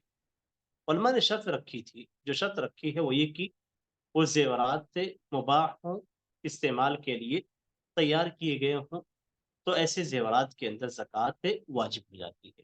اگر کوئی حرام زیور ہے تو ہر عالم کے یہاں اس کے اوپر زکوٰۃ واجب۔ اگر کوئی ایسا زیور ہے جس کو استعمال کے لیے نہیں بنایا گیا تو ہر عالم کے یہاں اس میں زکوٰۃ ہے۔ حرام زیور سے مراد یہ ہے کہ مثال کے طور پہ آج کے زمانے میں عورتیں مختلف پرندوں یا اسی طریقے سے شیر یا اس طریقے سے دیگر جانوروں کی شبیہ یا اس کی شکلیں بنا کے کڑے پہنتی ہیں، گلے کے اندر لٹکاتی ہیں، یہ سب حرام ہے ان کے لیے پہننا، اسی کی تصویر ہے اس کے اندر۔ تو اگر ایسا جانور جو جس میں جانور بنا ہوا ہو یا کسی دی روح کی تصویر ہو، اگر کوئی عورت ایسے زیورات پہنتی ہے تو سارے علماء کے نزدیک اس کے اوپر زکوٰۃ واجب، سارے علماء کرام کے نزدیک، اگر چاہے وہ پہن رہی ہے پھر بھی اس کے اوپر زکوٰۃ واجب ہو جائے گی۔ لیکن اگر ایسا زیور نہیں ہے، عام زیورات ہے جنہیں عورت استعمال کرتی ہے، تو راجح قول کے مطابق، صحیح قول کے مطابق اس میں بھی زکوٰۃ واجب ہوتی ہے۔ اور اس سلسلے میں قرآن اور حدیث کی دلیلیں موجود ہیں۔ قرآن کریم کے اندر اللہ تبارک و تعالیٰ فرماتا ہے والذین یکنزون الذهب والفضة ولا ينفقونها في سبیل اللہ فبشرهم بعذاب الیم، کہ جو لوگ سونے اور چاندی کو کنز سے بنا کے رکھتے ہیں، خزانہ کرتے ہیں، اور انہیں اللہ کے راستے میں خرچ نہیں کرتے، تو انہیں دردناک عذاب کی بشارت دے دیجیے۔ کنز کے تعلق سے تفسیر میں آپ دیکھیں گے، اس کی تفسیر جو کی گئی ہے وہ یہ کہ ہر وہ مال جس کی زکوٰۃ ادا نہ کیا جائے وہ کنز ہے۔ اللہ تعالیٰ نے اس آیت کریمہ کے اندر سونے اور چاندی کو ذکر کیا۔ جو زیور بنایا جاتا ہے وہ بھی سونا ہے، جو زیور بنایا جاتا ہے وہ بھی چاندی۔ تو چاندی کے اندر اور سونے کے اندر ہر قسم کا سونا اور چاندی داخل ہے، یعنی جو لوگ سونے اور چاندی کی زکوٰۃ ادا نہیں کرتے، اللہ کے راستے میں اسے خرچ نہیں کرتے، تو ان کے لیے دردناک عذاب ہے۔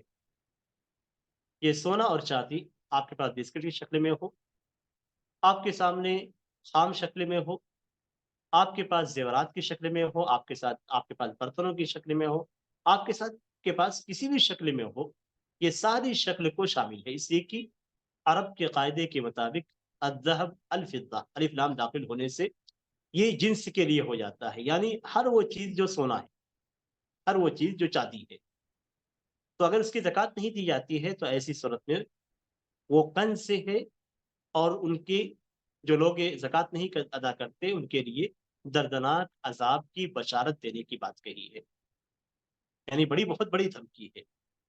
اسی طریقے سے نبی اکرم صلی اللہ علیہ وسلم کی حدیث ہے ما من صاحب ذهب لا يؤدي فيها الا جعل له يوم القيامة صفائح من نار يكوى بها، کہ کسی بھی سونے کا مالک، ما من صاحب ذهب، سونے کا مالک، ذهب کوئی بھی سونا، سونے کی کوئی بھی شکل ہے وہ اس کے اندر داخل ہو جاتی ہے، تو کسی بھی قسم کے سونے کا مالک اگر اس کی اندر جو اللہ تعالیٰ نے زکوٰۃ فرض کیا ہے وہ زکوٰۃ کی ادائیگی نہیں کرتا ہے، تو قیامت کے دن اس کا وہ سونا جہنم کی پلیٹ بنائی جائے گی، اور پلیٹ بنانے کے بعد اسی سے اس کو داغا جائے گا، اس کے بدن کو اسی سے داغا، یعنی جہنم کے اندر اس سونے کو پلیٹ کی شکل میں پگھلا کر گرم کر کے پھر اس کے بعد اس کے بدن کو اسی سے داغا جائے گا، جلایا جائے گا۔ تو اس کے اندر بھی، اس حدیث کے اندر بھی سخت وعید ہے، جبکہ یہ حدیث سے بالکل صحیح ہے، اور اس حدیث کے اندر بالکل عام لفظ استعمال کیا گیا ہے جو ہر قسم کے سونے کو شامل ہے۔ اسی طریقے سے نبی اکرم صلی اللہ علیہ وسلم کی حدیث ہے وَفِي الرِّقَّةِ رُبُعُ الْعُشْرِ، اور چاندی کے اندر 40واں حصہ ہے، تو اس کے اندر بھی بیان کیا گیا ہے کہ 40واں حصہ یعنی زکوٰۃ کے طور پہ۔ اسی طریقے سے دوسری حدیث کے اندر ہے کہ 5 وقیر سے کم میں صدقہ نہیں ہے، اور ایک وقیہ 40 درہم کا ہوتا ہے، اس لیے 200 درہم جو نصاب بتلایا گیا ہے اس کی مقدار وہاں پہ بتائی گئی ہے کہ اس سے کم میں زکوٰۃ نہیں ہے۔ تو اس سے معلوم ہوتا ہے کہ چاندی کے اندر بھی چاہے وہ زیورات کی شکلیں ہو یا دوسری شکلیں ہو، اس کے اندر زکوٰۃ ہے۔ سونے کے اندر بھی چاہے وہ زیورات کی شکلیں ہوں یا زیورات کی شکلیں میں نہ ہوں، ان میں بھی زکوٰۃ ہے۔ اس سلسلے میں ہمارے پاس سے صحابہ کرام سے بھی دلیلیں موجود ہیں، صحابہ کرام کی احادیث سے بھی ہیں، صحابہ کرام کے عمل سے بھی ہے۔ احادیث میں سے حضرت عائشہ رضی اللہ تعالیٰ عنہ کی حدیث ہے، وہ کہتی ہیں کہ رسول اللہ صلی اللہ علیہ وسلم میرے پاس سے داخل ہوئے تو انہوں نے میرے ہاتھ کے اندر چاندی کی بڑی بڑی انگوٹھیاں دی، فرأى في يدي فتخات من ورق، کہ نبی اکرم صلی اللہ علیہ وسلم میری انگلیوں میں، میرے ہاتھوں میں چاندی کی بڑی بڑی انگوٹھیاں دیکھی۔ آپ نے فرمایا کہ اے عائشہ یہ کیا ہے؟ تو حضرت عائشہ رضی اللہ تعالیٰ عنہ نے کہا کہ میں نے اسے تیار کیا ہے کہ میں آپ کے لیے زینت اختیار کروں۔ نبی اکرم صلی اللہ علیہ وسلم شوہر تھے، شوہر کے لیے زینت اختیار کرنے کے لیے کہ اے اللہ کے رسول، میں نے آپ کے لیے زینت اختیار کرنے کے طور پہ انہیں تیار کیا ہے۔ آپ نے پوچھا کیا تم ان کی زکوٰۃ ادا کرتی ہو؟ انہوں نے کہا کہ نہیں۔ آپ نے فرمایا کہ ہوا حسبک من النار، یہ جہنم میں جانے کے لیے تمہارے لیے کافی ہے، یعنی یہ جس کی زکوٰۃ تم ادا نہیں کرتی جہنم میں تمہارے جانے کے لیے کافی ہے۔ یہ سنن ابی داؤد کی روایت ہے اور اس کو حافظ ابن حجر رحمہ اللہ اور علامہ البانی رحمہ اللہ نے صحیح قرار دیا ہے۔ بعض علماء اسے ضعیف قرار دیتے ہیں، لیکن حافظ ابن حجر رحمہ اللہ اور شیخ البانی رحمہ اللہ نے اس حدیث کو صحیح قرار دیا ہے۔ اسی طریقے سے حضرت ام سلمہ رضی اللہ تعالیٰ عنہ کی ایک حدیث ہے۔ حضرت ام سلمہ رضی اللہ تعالیٰ عنہ کہتی ہیں کہ میں سونے کی کنت البس اوضاحا من ذهب، کہ میں سونے کی کچھ زیورات پہنتی تھی۔ فقلت یا رسول اللہ اکنز ہوا، تو میں نے پوچھا اے اللہ کے رسول کیا یہ کنز ہے؟ تو آپ نے فرمایا کہ ما بلغ ان تؤدى زکاتہ فزکی فلیس بکنز، جس کی مقدار زکوٰۃ کو پہنچ جائے، زکوٰۃ کے نصاب جس میں زکوٰۃ کو ادا کیا جائے اس مقدار کو پہنچ جائے اور اس کی زکوٰۃ ادا کر دی جائے تو وہ کنز نہیں ہے۔ اس سے کیا معلوم ہوتا ہے کہ اگر نصاب کو پہنچا ہوا ہے اور اس کی زکوٰۃ ادا نہیں کی جاتی ہے تو یہ کنز ہے، جو قرآن کریم کے اندر کہا گیا ہے کہ ان الذین یکنزون الذهب والفضة، جو لوگ سونے اور چاندی کو کنز سے بنا کے، خزانہ بنا کے رکھتے ہیں تو ان کے لیے دردناک عذاب ہے۔ تو یہ بھی سنن ابی داؤد کی روایت ہے اور اس کو بھی ابن قطان رحمہ اللہ نے صحیح قرار دیا ہے۔ اس حدیث کو علامہ البانی رحمہ اللہ نے ضعیف قرار دیا ہے، لیکن پچھلی حدیث کو علامہ البانی رحمہ اللہ نے صحیح قرار دیا ہے۔ اس سلسلے میں ایک تیسری حدیث ہے اور وہ عمرو بن شعیب عن ابیہ عن جدہ کی روایت ہے کہ ایک عورت رسول اللہ صلی اللہ علیہ وسلم کے پاس آئی اور اس کے ساتھ اس کی ایک بیٹی تھی، اور اس کی بیٹی کے ہاتھوں میں سونے کے بڑے بڑے کنگن تھے، موٹے موٹے، غلیظ کا لفظ آتا ہے وفی ید ابنتھا مسکتانی غلیظتان من ذهب، کہ اس کی بیٹی کے ہاتھ میں دو سونے کے موٹے کنگن تھے۔ تو نبی اکرم صلی اللہ علیہ وسلم نے اس عورت سے کہا اتعطینی زکات ھذا، کیا تم اس کی زکات ادا کرتی ہو؟ انہوں نے کہا کہ نہیں۔ تو آپ نے فرمایا کہ ایسرک ان یصورک اللہ بہما یوم القیامت سوارین من نار، کیا تمہیں پسند ہے، کیا تمہیں خوشی ہوگی کہ اللہ تبارک و تعالیٰ ان دونوں کڑوں کے، ان دونوں کنگنوں کے بدلے میں اللہ تبارک و تعالیٰ تمہیں قیامت کے دن جہنم کے دو کڑے پہنائے، دو کنگن پہنائے۔ اس عورت نے ان دونوں کنگنوں کو اتار دیا، نبی اکرم صلی اللہ علیہ وسلم کے پاس ڈال دیا اور کہا کہ ہما للہ عز وجل ولرسولہ، یہ دونوں کنگن اللہ اور اس کے رسول کے لیے ہے۔ اس حدیث کو علامہ البانی رحمہ اللہ، علامہ نووی رحمہ اللہ نے حسن قرار دیا ہے، اور اس حدیث کو ابن القطان، ابن الزیلعی اور ابن ملقن رحمہم اللہ نے اس کو صحیح قرار دیا ہے۔ بعض علماء کرام نے اس حدیث کو ضعیف بھی قرار دیا ہے۔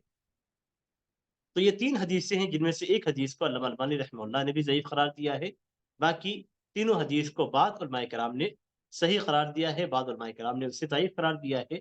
अल्लामा अलबानी रहमहुल्लाह के कौल के मुताबिक, उनकी तहकीक के मुताबिक पहली और तीसरी हदीस सही है और एक हदीस का सही होना काफ़ी है।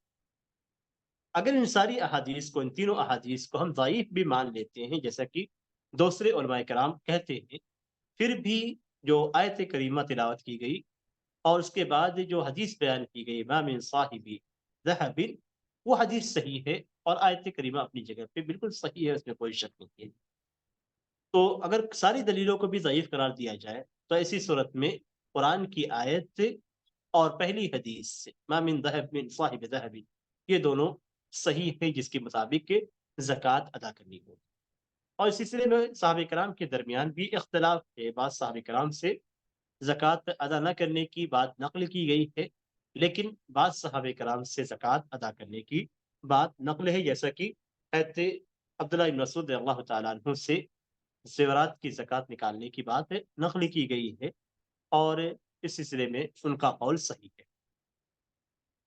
असल ये है कि हम इस मसले को किस अंदाज़ में समझेंगे। थोड़ा-सा इल्मी अंदाज़ में अगर हम समझें, तो हमारे लिए बहुत ही आसानी से मसला समझ में आ जाएगा। इल्मी अंदाज़ ये है कि सहाबा किराम के दरमियान अगर किसी मसले में इख्तिलाफ हो जाता है, तो किसी एक सहाबी के कौल को लेना ये दुरुस्त नहीं होता और ना ही किसी एक कौल का सहाबी एक एक सहाबी का कौल हमारे लिए हुज्जत होता है। जैसे मिसाल के तौर पे इस मसले में सहाबा किराम से सही तौर पे जो नक़ल किया गया है, वो 2 तरह की बातें हैं। एक ज़कात अदा करने की, एक ज़कात ना अदा करने की। दोनों बातें सही सनदों के साथ रिवायत की गई। अब दोनों बातें चूँकि आपस में टकराती हैं, इसलिए सहाबा किराम के कौल को नहीं लिया जाएगा। यही कायदा है। यही उलमा ने कायदा ज़िक्र किया है कि सहाबा किराम के अक़वाल जब आपस में मुख्तलिफ हो जाएँगे, तो ऐसी सूरत में उनके अक़वाल को हुज्जत के तौर पे पेश नहीं किया जा सकता है। तो अब हम सहाबा किराम के अक़वाल को इस मसले में एक तरफ यानी एहतराम के साथ एक तरफ रख देते हैं, ताकि इसलिए कि दोनों तरफ उलमा मौजूद, दोनों तरफ सहाबा किराम मौजूद हैं। तो अगर हम एक की बात को लें, दूसरे की बात ना लें, तो ऐसी सूरत में ये मुनासिब नहीं होगा। इसके बाद हम आते हैं अहादीस की तरफ। तो 3 अहादीस पेश की गई, जिनमें से 2 अहादीस के ताल्लुक से, तीनों अहादीस के ताल्लुक से उलमा के दरमियान इख्तिलाफ है कि ये अहादीस सही है या ज़ईफ़ है। अगर हम मिसाल के तौर पे जो लोग इसको ज़ईफ़ करार देते हैं, उन्हीं की बात को हम चंद मिनट के लिए ले लेते हैं, या हम ऐसा करते हैं कि ये हदीस हमारे यानी उनकी बात को लेकर हम ये कहते हैं कि चलिए ठीक है, हम आपकी बात को कबूल करते हैं और हम ये कहते हैं कि ये अहादीस ज़ईफ़ है। तो अब इस मसले के अंदर आपके पास भी हुज्जत नहीं है, हमारे पास भी हुज्जत नहीं अहादीस में।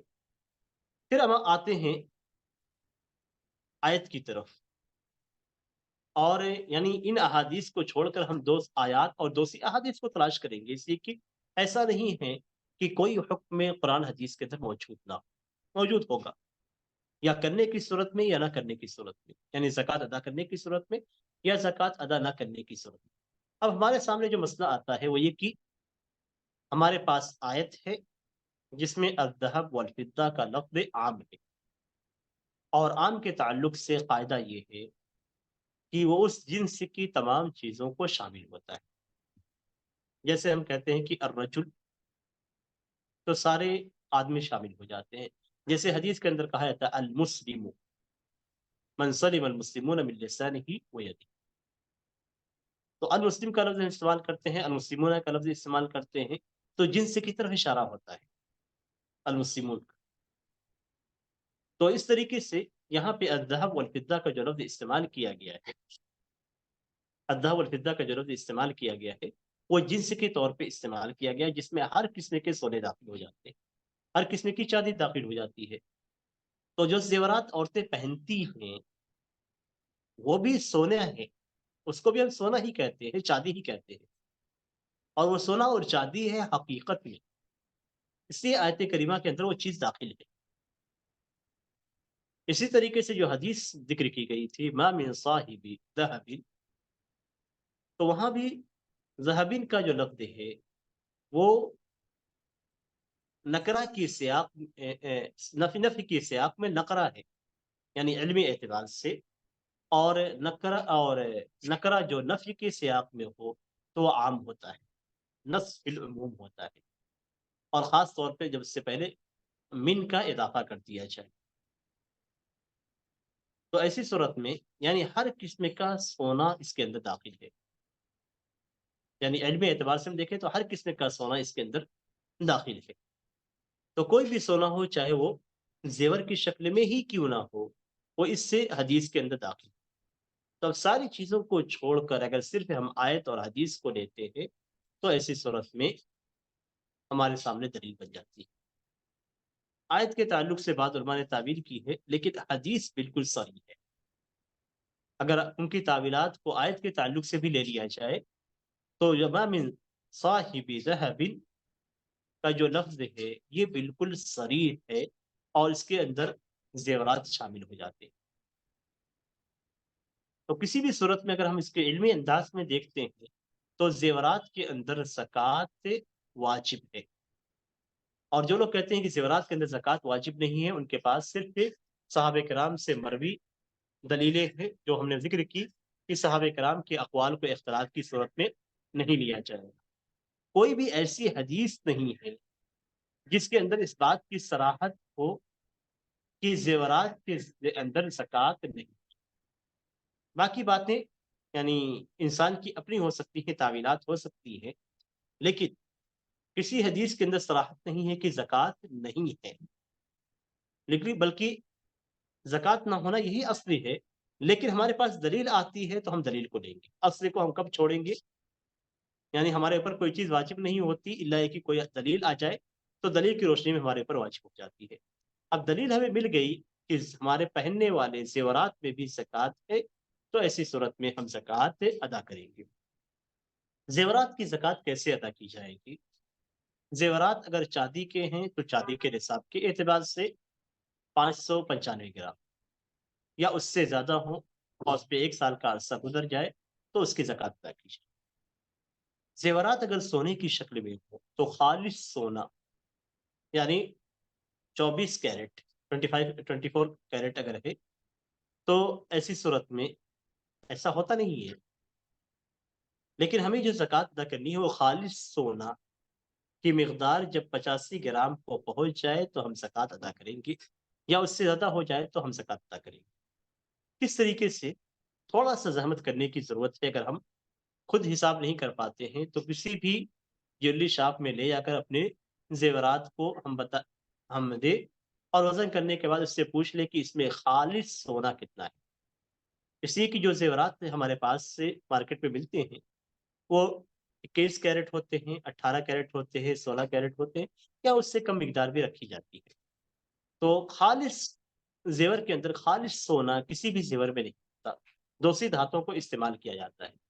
तो अगर 21 कैरेट का आपका है, 21 कैरेट का आपका ज़ेवर है मिसाल के तौर पे, तो उसके अंदर जो ग्राम है, उस ग्राम में कुछ मिक़दार दूसरे धातुओं की है और बाकी सोने की। तो आप 21 कैरेट के जो ज़ेवरात है उसका वज़न कराइए, और वज़न करने के बाद जो 24 से में से 3 कैरेट निकल जाते हैं, उसके 3 कैरेट के परसेंट आप देख लें, उतना परसेंट आप निकाल देंगे, तो आपको मालूम पड़ेगा कि आपके पास खालिस सोना कितना है। यानी 21 कैरेट की अगर है, तो इसका मतलब ये हुआ कि 3 कैरेट दूसरी धातुओं को इस्तेमाल किया गया है।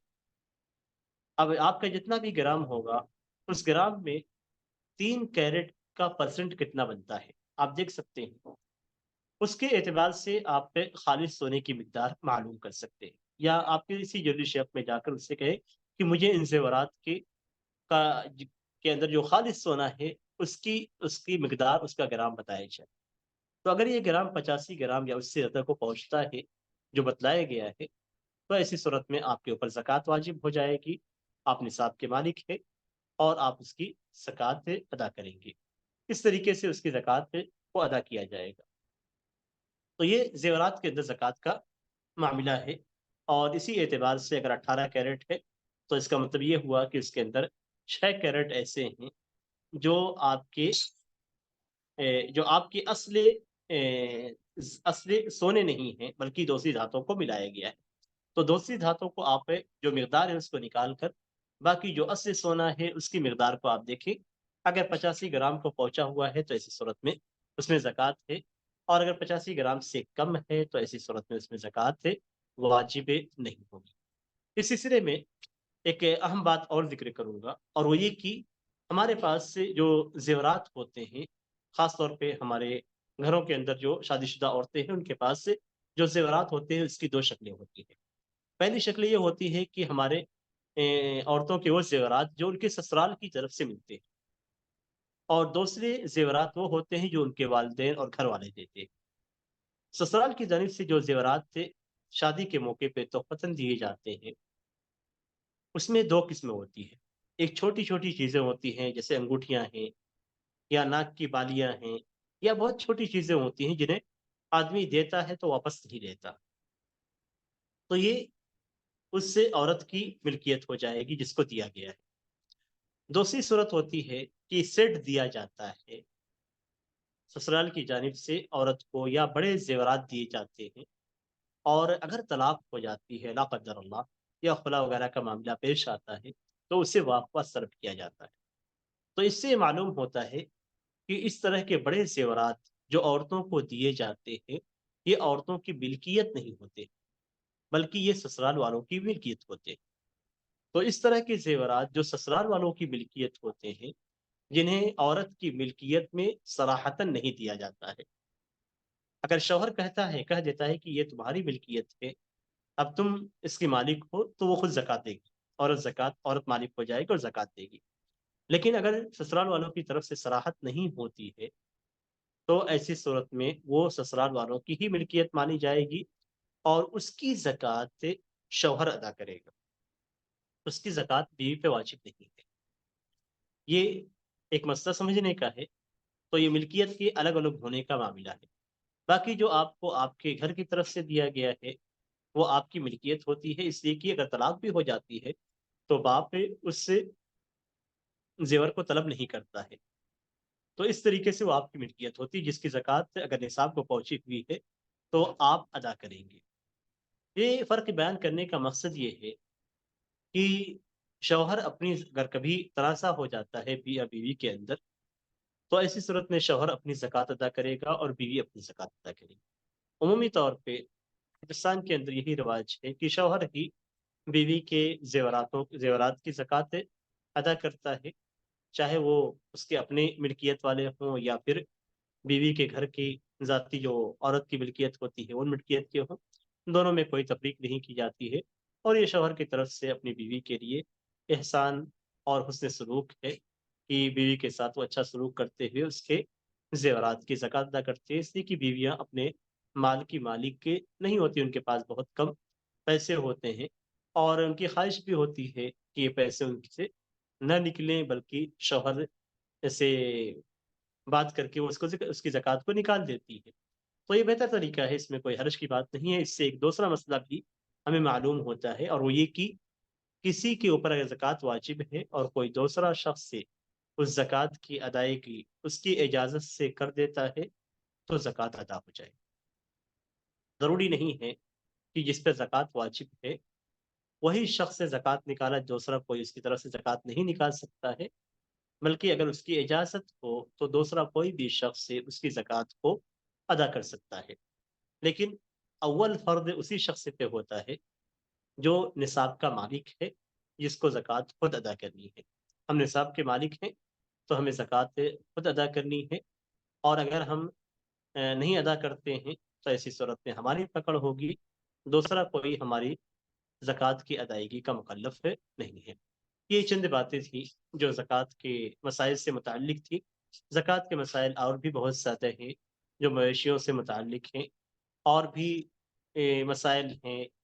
جیسے مثال کے طور پہ ایک مسئلہ اور ذکر کر دیتا ہوں، اس کے بعد بات کو ختم کرتا ہوں.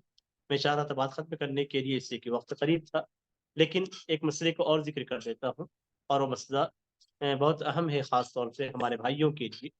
اور وہ یہ کہ عام طور پہ وہ افراد جو لینڈ کا کاروبار کرتے ہیں یا بلڈر کے طور پہ بلڈنگوں کو بنانے کا کاروبار کرتے ہیں، تو ایسی صورت میں جو لوگ لینڈ کا کاروبار کرتے ہیں یا کوئی ایسا شخص جس نے کوئی زمین اس نیت سے خرید رکھی ہے یا اپنی زمین کو اس نیت سے الگ کر دیا ہے کہ میں اسے بیچوں گا اور اس سے تجارت کروں گا، یعنی زمین کی تجارت، جیسے لینڈ کی تجارت کی جاتی ہے، ایسے کوئی شخص سے اپنی زمین کوئی زمین خرید لیتا ہے اس نے نیت سے کہ اسے تجارت کرے گا، یا کسی زمین کو خاص کر دیتا ہے تجارت کے طور پہ، تو یہ سامان تجارت کے اندر شامل ہے۔ سامان تجارت کی بات کی گئی تھی، سامان تجارت کے اندر یہ چیزیں بھی داخل ہیں۔ یعنی آپ اگر مثال کے طور پہ زمینوں کا کاروبار کرتے ہیں، بلڈنگوں کا، فلیٹوں کا کاروبار کرتے ہیں، تو یہ سب آپ کے لیے سامان تجارت ہے اور سامان تجارت کی زکوٰۃ ادا کی جائے گی، اور ظاہر سی بات ہے زمین کی جو مالیت ہوتی ہے بہت زیادہ ہوتی ہے، اس لیے اس میں ہر صورت میں زکوٰۃ واجب ہو جاتی ہے۔ تو اس کے نکالنے کا طریقہ یہ ہے کہ آپ کی جو زمین ہے اگر اس پہ 1 سال کا عرصہ گزر گیا ہے، آپ اگر لینڈ کا کاروبار کرتے ہیں تو آپ پورے کاروبار کا بھی حساب کریں، اور اگر آپ صرف ایک زمین کا مسئلہ ہے تو اس زمین پہ اگر آپ نے نیت کی ہے کہ اسے تجارت کے لیے رکھا گیا ہے، تو اس زمین پہ اگر 1 سال کا عرصہ گزر جاتا ہے تو اس زمین کی مالیت نکالی جائے گی کہ مارکیٹ ویلیو کیا ہے، مارکیٹ ویلیو نکالی جائے گی، سرکاری ویلیو نہیں۔ سرکاری ویلیو کم ہو سکتی ہے اور کبھی زیادہ بھی ہو سکتی ہے، لیکن مارکیٹ ویلیو نکالی جائے گی کہ کس ریٹ میں اسے بیچا اور خریدا جا سکتا ہے۔ تو مارکیٹ ویلیو نکال کر آپ اس زمین کی زکوٰۃ اپنے پاس موجود پیسوں سے کریں گے۔ ایسے ہی فلیٹ کا معاملہ ہے کہ اگر آپ نے فلیٹ کوئی بیچنے کے لیے رکھا ہے اور 1 سال کا عرصہ گزر گیا اور فلیٹ نہیں بکا، یا آپ مزید اس کو لیٹ کر کے بیچنا چاہتے ہیں تاکہ اور زیادہ پیسے آپ کو ملے، تو آپ اس فلیٹ کی مالیت نکالیں گے اور پھر اس مالیت پہ جو زکوٰۃ واجب ہوتی ہے اس زکوٰۃ کو آپ پہ نکالیں گے۔ ایسے ہی ساری چیزوں کا مسئلہ ہوگا، زمین سے متعلق جتنی بھی چیزیں ہیں سب کے معاملات اسی طریقے سے ہوں گے۔ ایسے ہی وہ مکان اس طریقے سے فلیٹ بنائے جاتے ہیں اور بیچنے کے لیے فلیٹ تیار کیے جاتے ہیں، تو جس حالت میں ہوں گے اس حالت کا اعتبار کریں گے کہ اس حالت میں اگر ہم بیچیں تو کتنا ریٹ اس کا آئے گا، اس اعتبار سے آپ اس کی زکوٰۃ آپ نکالیں گے۔ زکوٰۃ نکالنے کا آسان طریقہ ہے۔ زکوٰۃ کتنی نکالی جائے گی یہ بات چھوٹ گئی ہم سے۔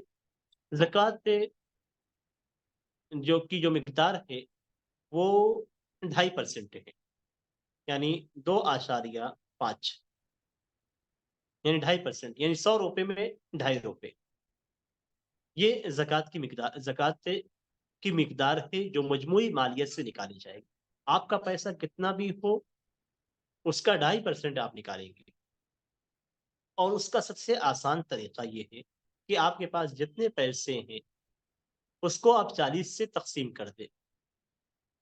40 سے تقسیم کر دیں گے تو جو آپ کو رزلٹ آئے گا، جو آپ کو نتیجہ آئے گا، وہ نتیجہ آپ کی زکوٰۃ کا ہوگا۔ یعنی مثال کے طور پہ اگر آپ کے پاس 10 لاکھ روپے ہیں تو 10 لاکھ کو آپ 40 سے ضرب دیجیے، 40 سے تقسیم کیجیے، اور تقسیم کرنے کے بعد جو نتیجہ آپ کو آتا ہے وہ آپ کی زکوٰۃ کی مقدار ہے جو آپ غریبوں میں تقسیم کریں گے۔ یہاں پہ ایک آخری مسئلہ بیان کر دیتا ہوں اور اس کے بعد مسائل ختم نہیں ہوں گے اور افطار کا وقت ہو جائے گا، اس لیے میں آخری مسئلہ بیان کرتا ہوں۔ آخری مسئلہ یہ ہے کہ ہم زکوٰۃ کن کو ادا کریں گے۔ زکوٰۃ ادا کرنے کے لیے قرآن کریم کے اندر اصناف بیان کیے گئے، 8 اصناف۔ انما الصدقات للفقراء والمساکین والعاملین علیہا، کہ زکوٰۃ فقیروں کو دیا جائے گا، مسکینوں کو دیا جائے گا۔ فقیر اور مسکین میں فرق یہ ہے کہ فقیر کے پاس کچھ پیسے نہیں ہوتے اور مسکین جس کے پاس تھوڑے بہت پیسے ہوتے ہیں، تو فقیروں کو دیا جائے گا، مسکینوں کو دیا جائے گا، اور زکوٰۃ کے مال سے ان لوگوں کو بھی دیا جائے گا جو زکوٰۃ جمع کرنے کا کام کرتے ہیں۔ ان لوگوں کو بھی زکوٰۃ دی جا سکتی ہے جن کو اسلام میں باقی رکھنے کے لیے ان کے دل کو اسلام کی طرف مائل کیا جائے، ان کو اسلام پہ ثابت قدم رکھنے کے لیے۔ اگر کچھ مسلمان ایسے ہیں جو مرتد ہونے والے ہیں اور ان کو پیسے دیے جائیں تو اسلام میں واپس آ سکتے ہیں، تو ایسے لوگوں پہ بھی زکوٰۃ کے پیسے خرچ کیے جائیں گے۔ ایسے ہی وہ افراد جو اسلام میں رغبت رکھتے ہیں اور اسلام لا سکتے ہیں، اگر ہم ان کو پیسے دے کر ان کے دل کو اپنی طرف مائل کریں تو ایسے لوگوں کو بھی زکوٰۃ کے پیسے دیے جا سکتے ہیں۔ اسی طریقے سے والغارمین اور پھر رقابی اور گردنوں کو آزاد کرنے میں، تو ابھی گردنوں کے آزاد کرنے کا مسئلہ نہیں ہے، اس لیے کہ غلامی کا دور ختم ہو چکا ہے، تو اب غلام نہیں پائے جاتے ہیں جن کو آزاد کیا جائے، پہلے یہ چیز موجود تھی۔ والغارمین اور وہ لوگ جن کے پاس قرض ہیں، جن کے اوپر قرض ہے، یعنی جو قرض کے بوجھ تلے جی رہے ہیں، یعنی ان کے پاس اتنے پیسے ہیں کہ وہ اپنے گھر کا خرچ اٹھا سکتے ہیں، لیکن ان کے پاس زائد پیسے نہیں ہوتے کہ وہ اپنے قرض کی ادائیگی کریں۔ اب قرض کی ادائیگی سے متعلق آج کے زمانے میں لوگ لمبے لمبے قرض لے کر بیٹھتے ہیں، یہ لوگ ان غارمین میں نہیں ہیں۔ غارمین میں وہ لوگ ہیں جو ضرورت کے تحت مجبوری میں انہوں نے قرض اٹھایا ہے، ایسے لوگ ہیں۔ ان میں وہ لوگ بھی شامل نہیں ہوں گے جو بینکوں سے لون لے کر اپنے کاروبار کو چلاتے ہیں یا اپنے بچوں کی تعلیم کو جاری رکھتے ہیں، یعنی ایجوکیشن لون لیتے ہیں یا اس طریقے سے دوسرا لون لے کر اپنی زندگی کو چلاتے ہیں، جبکہ ان کے پاس سے اتنا ہوتا ہے کہ وہ آسانی کے ساتھ اپنی زندگی چلا سکتے ہیں، اپنے بچوں کی نارمل تعلیم دے سکتے ہیں۔ تو اگر یہ لوگ بھی اس کے اندر شامل نہیں ہیں، اس کے اندر وہ لوگ شامل ہیں جو مجبوری کی وجہ سے، مثال کے طور پہ کوئی شخص ہے جس کا گھر چل رہا ہے آسانی کے ساتھ، اسے زکوٰۃ کے پیسوں کی ضرورت نہیں ہے، لیکن اس کے بعد بیلنس نہیں ہوتا ہے، یا تھوڑا بہت بیلنس تھا اور اس کے گھر میں کوئی کسی کو بڑی بیماری ہو گئی جس کی وجہ سے اسے قرض لینا پڑا، اب آگے اس قرض کی ادائیگی اس سے ممکن نہیں ہو پا رہی ہے، تو یہ اس کے اندر شامل ہے والغارمین کے اندر۔ تو غارمین کے اندر وہ شخص ہے جس کے پاس اپنا کچھ ایسا نہ ہو کہ جس کو وہ بیچ کر، جیسے زیورات ہو یا فلیٹ ہو یا لینڈ ہو، جس کو بیچ کر وہ اپنا قرض ادا کر سکے، ایسا کچھ بھی نہ ہو، صرف اس کا گزارا ہو رہا ہو، لیکن وہ آسانی کے ساتھ اپنی زندگی گزار رہا ہے، لیکن قرض ادا کرنے کے لیے اس کے پاس پیسے نہیں، تو یہ لوگ بھی اس کے اندر شامل ہیں، یعنی ایسے لوگ شامل ہیں۔ باقی جو لوگ الگ کیے گئے ہیں ان کے تعلق سے آپ محتاط رہیں۔ اسی طریقے سے وابن السبیل، وہ شخص جو مسافر ہے، مسافر ہونے کا پہلے جو سفر کیا جاتا تھا، سفر کے اندر بسا اوقات ایسا ہوتا تھا کہ سامان غائب ہو گئے، پیسے غائب ہو گئے، بالکل آدمی لاچار ہو جاتا تھا، تو اپنے ملک کے اندر وہ امیر ہوتا تھا، لیکن جس جگہ پہ گیا وہاں پہ بالکل اس کے پاس کچھ بھی نہیں ہے، تو اس کے لیے بھی خرچ کرنا، زکوٰۃ کے پیسے دینا، یہ جائز تھا، اور اس کے لیے زکوٰۃ کے پیسے لینا جائز تھا۔ آج کے زمانے میں ہر طرف پے ٹی ایم اور اس طریقے سے مختلف ایپس سے، ان کے ذریعے سے آپ پیسے منگا سکتے ہیں، پیسے لے سکتے ہیں، تو یہ طریقہ اگر ہے، اور موبائل کا بھی طریقہ ہے کہ آپ گھر پہ کال کر کے آپ کہہ سکتے ہیں کسی کو کہ مجھے اتنے پیسے بھیج دیے جائیں، یا فلاں سے میں نے پیسے لیے ہیں ان کو بھیج دیا جائے، بالکل آسان طریقہ ہے آج کے زمانے میں۔ تو ایسے مسافر جن کے پاس ان کے گھروں پہ پیسے ہیں اور پہنچ سکتے ہیں آسانی کے ساتھ، ان کے لیے زکوٰۃ لینا جائز نہیں ہے، بلکہ وہ قرض لیں گے دوسروں سے اور پھر اس قرض کی ادائیگی اپنے پاس موجود مال سے کریں گے۔ اور ایک قسم ہے وفی سبیل اللہ، اللہ کے راستے میں۔ اللہ کے راستے سے مراد قتال فی سبیل اللہ ہے، لیکن علماء نے یہاں پہ ذکر کیا ہے کہ ہر وہ چیز جو اعلاء کلمت اللہ کے اندر داخل ہے، اور خاص طور پہ تعلیمی مراکز، دین کے تعلیمی مراکز، دینی مدارس، دینی جامعات، دعوتی مراکز، جہاں سے اسلام کو پھیلایا جا رہا ہے، جہاں سے مسلمانوں کو اور غیر مسلموں کو اسلام کی دعوت دی جاتی ہے، اسلام کی حقانیت کو بیان کیا جاتا ہے، ایسے سینٹرز، ایسے مراکز کو زکوٰۃ کی رقم دی جائے گی، اس لیے کہ ہندوستان کے ماحول میں خاص طور پہ یہی مدارس اور یہی جامعات اعلاء کلمت اللہ کا ذریعہ ہے، جہاد و قتال نہیں ہے، اور نہ اس کی اجازت ہے شریعت کے اندر، اس ماحول کے اندر۔ تو اب اعلاء کلمت اللہ کی جو صورت باقی بچتی ہے، وہ دین کو پھیلانا، دین کو نشر کرنا، اس لیے کہ اعلاء کلمت اللہ کا معنی یہی ہوتا ہے کہ اسلام کی سربلندی، اسلام کی نشر و اشاعت، یہی اصل قتال کا مقصد بھی تھا، یہی حکمت بھی تھی وفی سبیل اللہ سے، اور یہی چیز ہمارے مدارس کے ذریعے سے بھی ہندوستان کے اندر ہو رہی ہے۔ تو دونوں کے مقاصد اور دونوں کے اندر جو حکمت ہے وہ ایک ہے، مدارس کے قیام کی حکمت اور جہاد و قتال کی حکمت، دونوں کی حکمت ایک ہے، اور وہ حکمت ہے اعلاء کلمت اللہ۔ اس لیے मदारिस को मदारिस को, दीनी मराकिज़ को, दीनी जामियात को ज़कात देने में कोई हर्ज नहीं है, बल्कि उनका सपोर्ट करना चाहिए ताकि हिंदुस्तान के अंदर मदारिस से बाकी रहे और इस्लाम की रूह बाकी रहे। अगर ये मदारिस, दीनी जामियात और मराकिज़, दावती मराकिज़ अगर बंद हो जाएं तो इस्लाम के अंदर मुसलमान इस्लाम की तालीमात से बहुत दूर हो जाएंगे। यही वजह है कि आज दुश्मन क़ुव्वतें पूरा जोर लगाती हैं कि मदारिस को हिंदुस्तान के अंदर बंद किया जाए, दीनी मराकिज़ को बंद किया जाए और कि लोग और मुसलमान इस्लाम से दूर हों ताकि अगली नस्लें उनकी इस्लाम मुसलमान के बजाय गैर मुस्लिम हो। तो हमें चाहिए कि इस पे हम खास ध्यान दें और अपनी ज़कात का एक हिस्सा ज़रूर मदारिस को, जामियात को और इसी तरीके से दीनी मराकिज़ को दे ताकि एलाए कलिमतुल्लाह बाकी रहे। फ़कीर अपनी ज़िंदगी गुजार सकता है, लेकिन एक मुसलमान इस्लाम के बगैर ज़िंदगी नहीं गुजार सकता है। इसलिए ख़ास तवज्जो इस तरफ करने की ज़रूरत है और सारे अफराद को इस तरफ, सारे मुसलमानों को अपनी ज़कात का कुछ ना कुछ हिस्सा मदारिस को देने की ज़रूरत है। पिछले सालों में इस तरह से, यानी 10 साल 15 साल पहले ख़ास तवज्जो इस तरफ की जाती थी और इसी बुनियाद पे मदारिस कायम थे और मदारिस से इस्लाम की नशर इशाअत का काम होता था। तो इस पे ख़ास तवज्जो देने की ज़रूरत है। ये आखिरी बात है, इसी पे हम अपनी बात को ख़त्म करते हैं। अल्लाह ताला से दुआ है कि अल्लाह ताला हमें ज़कात के मसाइल को समझने की तौफ़ीक अता फ़रमाए, हमें तौफ़ीक दे कि हमारे माल के अंदर जो ज़कात वाजिब है हम उसे अदा करें। हमें ये भी तौफ़ीक दे कि हम इसके अलावा भी हमेशा सदक़ात व खैरात करते रहें ताकि हमारा तज़किया हो, इसलिए कि यही असली चीज़ है। नबी अकरम सल्लल्लाहु अलैहि वसल्लम को अल्लाह ताला ने इसी बात का हुक्म दिया कि खुद मिन अम्वालिहिम सदक़तन तुतहहिरुहुम व तुज़क्कीहिम बिहा, कि ए नबी अकरम सल्लल्लाहु अलैहि वसल्लम, आप लोगों से, मुसलमानों के माल से ज़कात ले लीजिए और ज़कात लेकर उनको पाक कीजिए, साफ कीजिए, उनका तज़किया नफ्स कीजिए। तो ज़कात के ज़रिए से हमारे नफ्स की पाकी होती है, हमारे माल की पाकी होती है और इस तरीके से हमारी तरफ से हमारे भाइयों के लिए एक हल्की सी मदद हो जाती है। तो अल्लाह ताला से दुआ है कि अल्लाह ताला हमें हमेशा इस बात की तौफीक दे कि हम अल्लाह की राह में खर्च करें और अल्लाह तबारक व तआला उससे कबूलियत से नवाजे। आमीन। सल्लल्लाहु अला नबीना मुहम्मद व अला आलिहि व सहबिहि वसल्लम। अस्सलामु अलैकुम व रहमतुल्लाहि व बरकातुहू।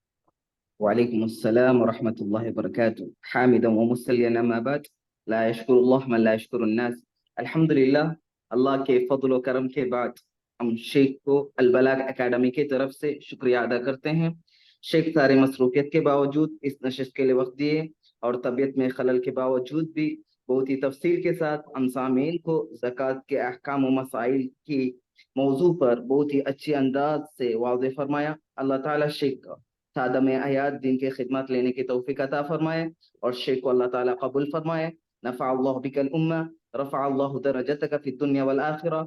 शुक्रन जज़ाकल्लाहु खैरन व अहसनुल जज़ा व शुक्रन जज़ीला व बारकल्लाहु फ़ीक शेखना। और मैं साथ ही साथ तमाम सामीन को भी शुक्रिया अदा करता हूँ। इस रमज़ान मुबारक की इस अय्याम में शेख मुहादरे के लिए शरीक हुए। अल्लाह ताला आप लोगों को जज़ाए खैर दे और इस मौजू में बराबर हमें अमल करने की तौफीक अता फरमाए। इसके साथ मैं मजलिस से इख्तिताम का ऐलान करता हूँ। सुब्हानक अल्लाहुम्मा रब्बना व बिहम्दिका अशहदु अन ला इलाहा इल्ला अंता अस्तगफिरुका व अतूबु इलैक। अस्सलामु अलैकुम व रहमतुल्लाहि व बरकातुहू।